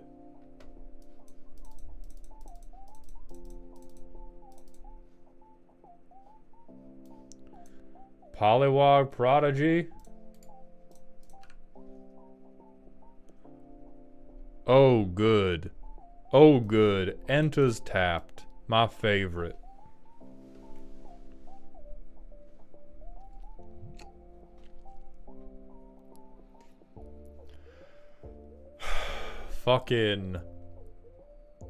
Fucking Trinket Mage. I mean, so this definitely not scary. The deck is definitely not scary. The only thing scary about this deck is the mindset of whoever built it. I agree with you, Valoria. This is the premier deck. This is the premier deck for beating up children, taking advantage of people who are addled on drugs, or teaching Magic the Gathering Commander to the people you have trapped in your basement. The combo you're trying to pull off is so slow and convoluted, and we don't really have a way, it doesn't feel like we could do much about other people trying to win the game. We have a few pieces of interaction, but we don't have a meaningful amount of interaction. We can maybe say something about one person's win attempt, and that's it. Like, I think this maybe should have been... we're immediately going to classify this as a true academic. This is something that you discovered was possible, and when everybody around you informed you that it was not in fact probable, you said, fuck them. But at a table with the appropriate number being 3 other players who are playing Selesnya Pillow Fort, Esper Pillow Fort, but I forgot all my counter spells, and Boros Miss My Land Drops, this clears easily. But we have so many things that are dedicated exclusively to a bad combo without really getting there. And even though we have all of these, like, we have 12 tutors, and it feels like we can't find any of the cards we need for shit. Josh, thank you for coming by the stream, and thank you for those kind words, my friend. I appreciate it. This is a true academic. This is the type of deck that tells me you need a YouTube channel and not a commander pod. Like, this is an interaction. It is a funny method on paper to win with Millennium Calendar, but even if we perfectly executed this deck, I feel like it's still bad. I feel like the perfect version of the Zimone Millennium Calendar deck is still just an incredibly fragile, spooky deck, rather than a proper scary deck.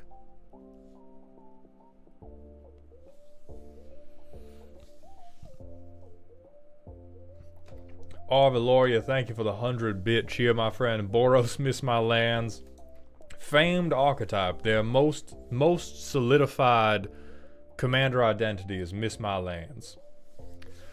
Van Wyck, the deck submissions are only taken through Patreon purchases at this time. Mauled, how would you make Lantern Control an EDH? I wouldn't. It's a bad idea, and I do not believe you can replicate that type of strategy in Commander because you have too many decks to manage. Lantern Control only really works because you can watch one person's deck like a hawk and prevent them from doing anything. If you want to perfectly replicate Lantern Control in Commander, you play Drannith Magistrate, and you play Knowledge Pool, and you go home, and you wait for them to call you, and they never will.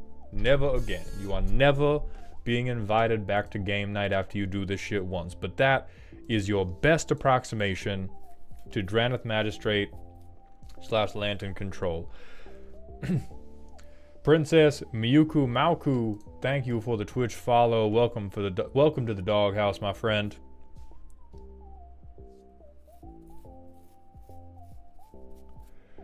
Islord, no, that is okay. I have very robust confidence that anybody who says they have a Lantern Control deck just has a control deck that is very tuned to whatever meta they exist in and uses mill sometimes, and they therefore say it is a Lantern Control deck.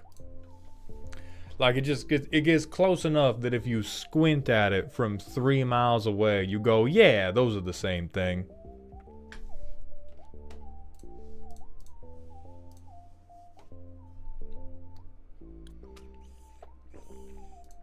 Because the ability, importantly, the ability of a Lantern control deck to function in Commander is less based on the person who has built the deck.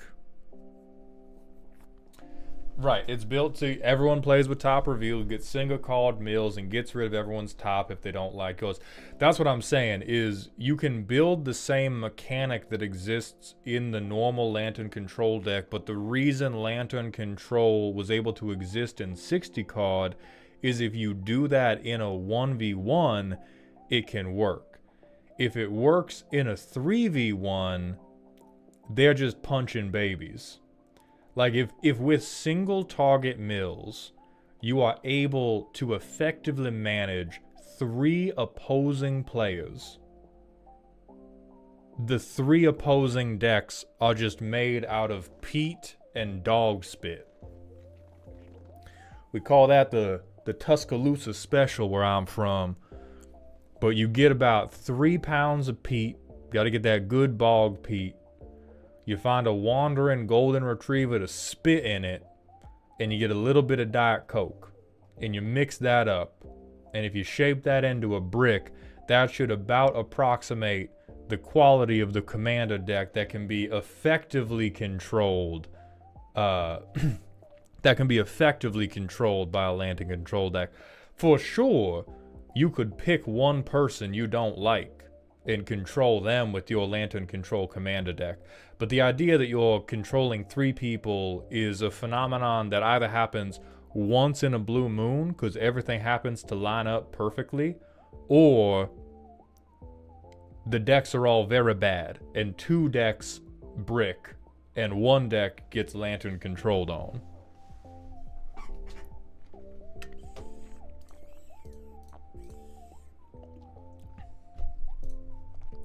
But returning to the situation at hand, this is a math proofs. So, hold the fuck on. Never mind. Returning to the shit Top Banana just... I'm having a stroke. So far in my testing, I've managed to get the lock on turn 12 to 13-ish. And once our Armageddon, things go pretty smoothly from there. So far in my testing, I have been pretty successful at locking everyone else out of the Baskin Robbins after all of the employees clock out for the night and lock the store up their goddamn self. How did the game get to 13 turns? Are you playing it solely in your mind, Palace? 12 to 13... I have achieved my lock, particularly in a context of a playtest, really means shit ain't happening. Shit ain't happening.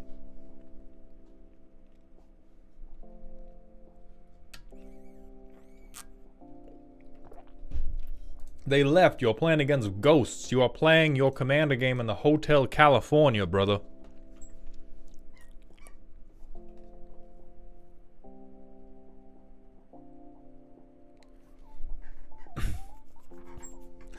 Overall, I think this deck is like a 30-page essay about Cuba Gooding Jr.'s belief that 1 + 1 does not equal 2.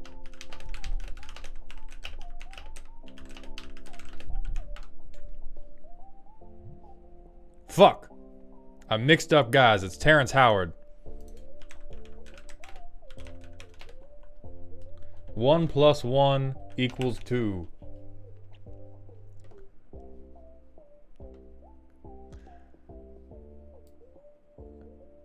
Oh, sorry, no. 1 times 1, even... I got everything about the fun fact wrong, and it's even less fun than I believed. But anyway, that's what this deck is to me. It is this very long proof of concept for a combo that is not that groundbreaking or is even that good. Like, I've seen Millennium Calendar decks, and even with Millennium Calendar decks, you're generally better off just trying to like flicker your untappers and using haste or something.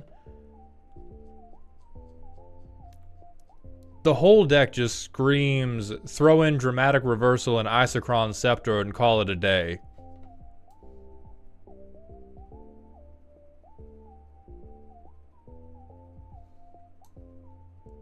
If I ever see a Knowledge Pool, it's all in sight. Yeah, Knowledge Pool is not a card used by people who have ever seen the love of God in their life. But regardless of all of that, I think this deck... The deck definitely flexes its Scryfall ability a little bit, but it falls short of achieving either a good combo deck or even a like cohesive flavor deck, because so much of it is dedicated either to the combo or to interaction. So what did we say this one was? I don't think we've assigned it yet. Oh no, we did. True Academic, yeah. Definitely cute that you said Zimone Paradox Sculptor. Like, I think the deck would be overall better off if we just gave up on combo winning with the charge counters, and it was a thing that could happen sometimes, but it wasn't a thing we had to tutor for, and the rest of the deck just actually played Magic the Gathering. Because we've done Binding Vow. I will be super bad at Magic the Gathering unless I get very, very lucky, in which case I will win with my extremely niche combo. And if that is what you want out of the deck, okay. At that point, then I will sentence you to Motivational Podcast and an acid trip. But most of the time that boils down to both you're playing Solitaire and you are dependent on the people around you playing Solitaire just so that you may interrupt them by saying, haha, I've played Solitaire better.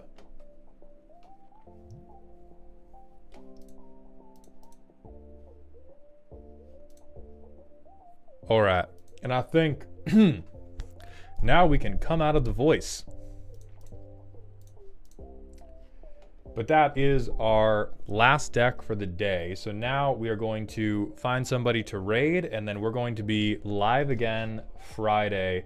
And it does look like we are going to do the Path of Exile 2 stream based on popular demand. So let's find out if any of our friends are live. They're not. So we're going to find someone we're not friends with yet.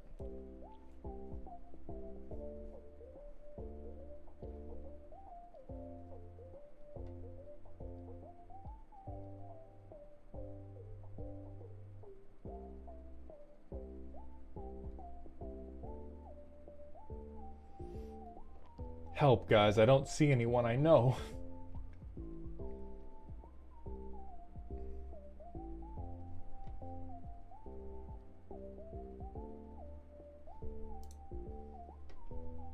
Oh, sure. We'll raid Voxy.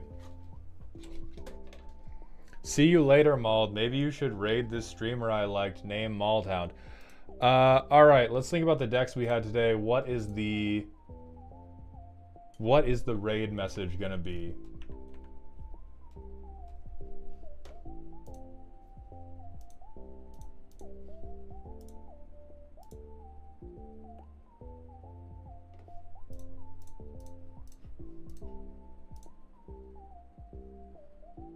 Oh, Boros Miss My Lands. Yeah, Boros Miss My Lands. Say like all hail Boros Miss My Lands. That sounds cuter. But everyone be nice. Have a good day. I hope you're having a good week. Thank you for coming by the stream, for the follows, the subs, for putting up with my bullshit. I will be live again Friday at noon. And above all else, remember to stay toxic.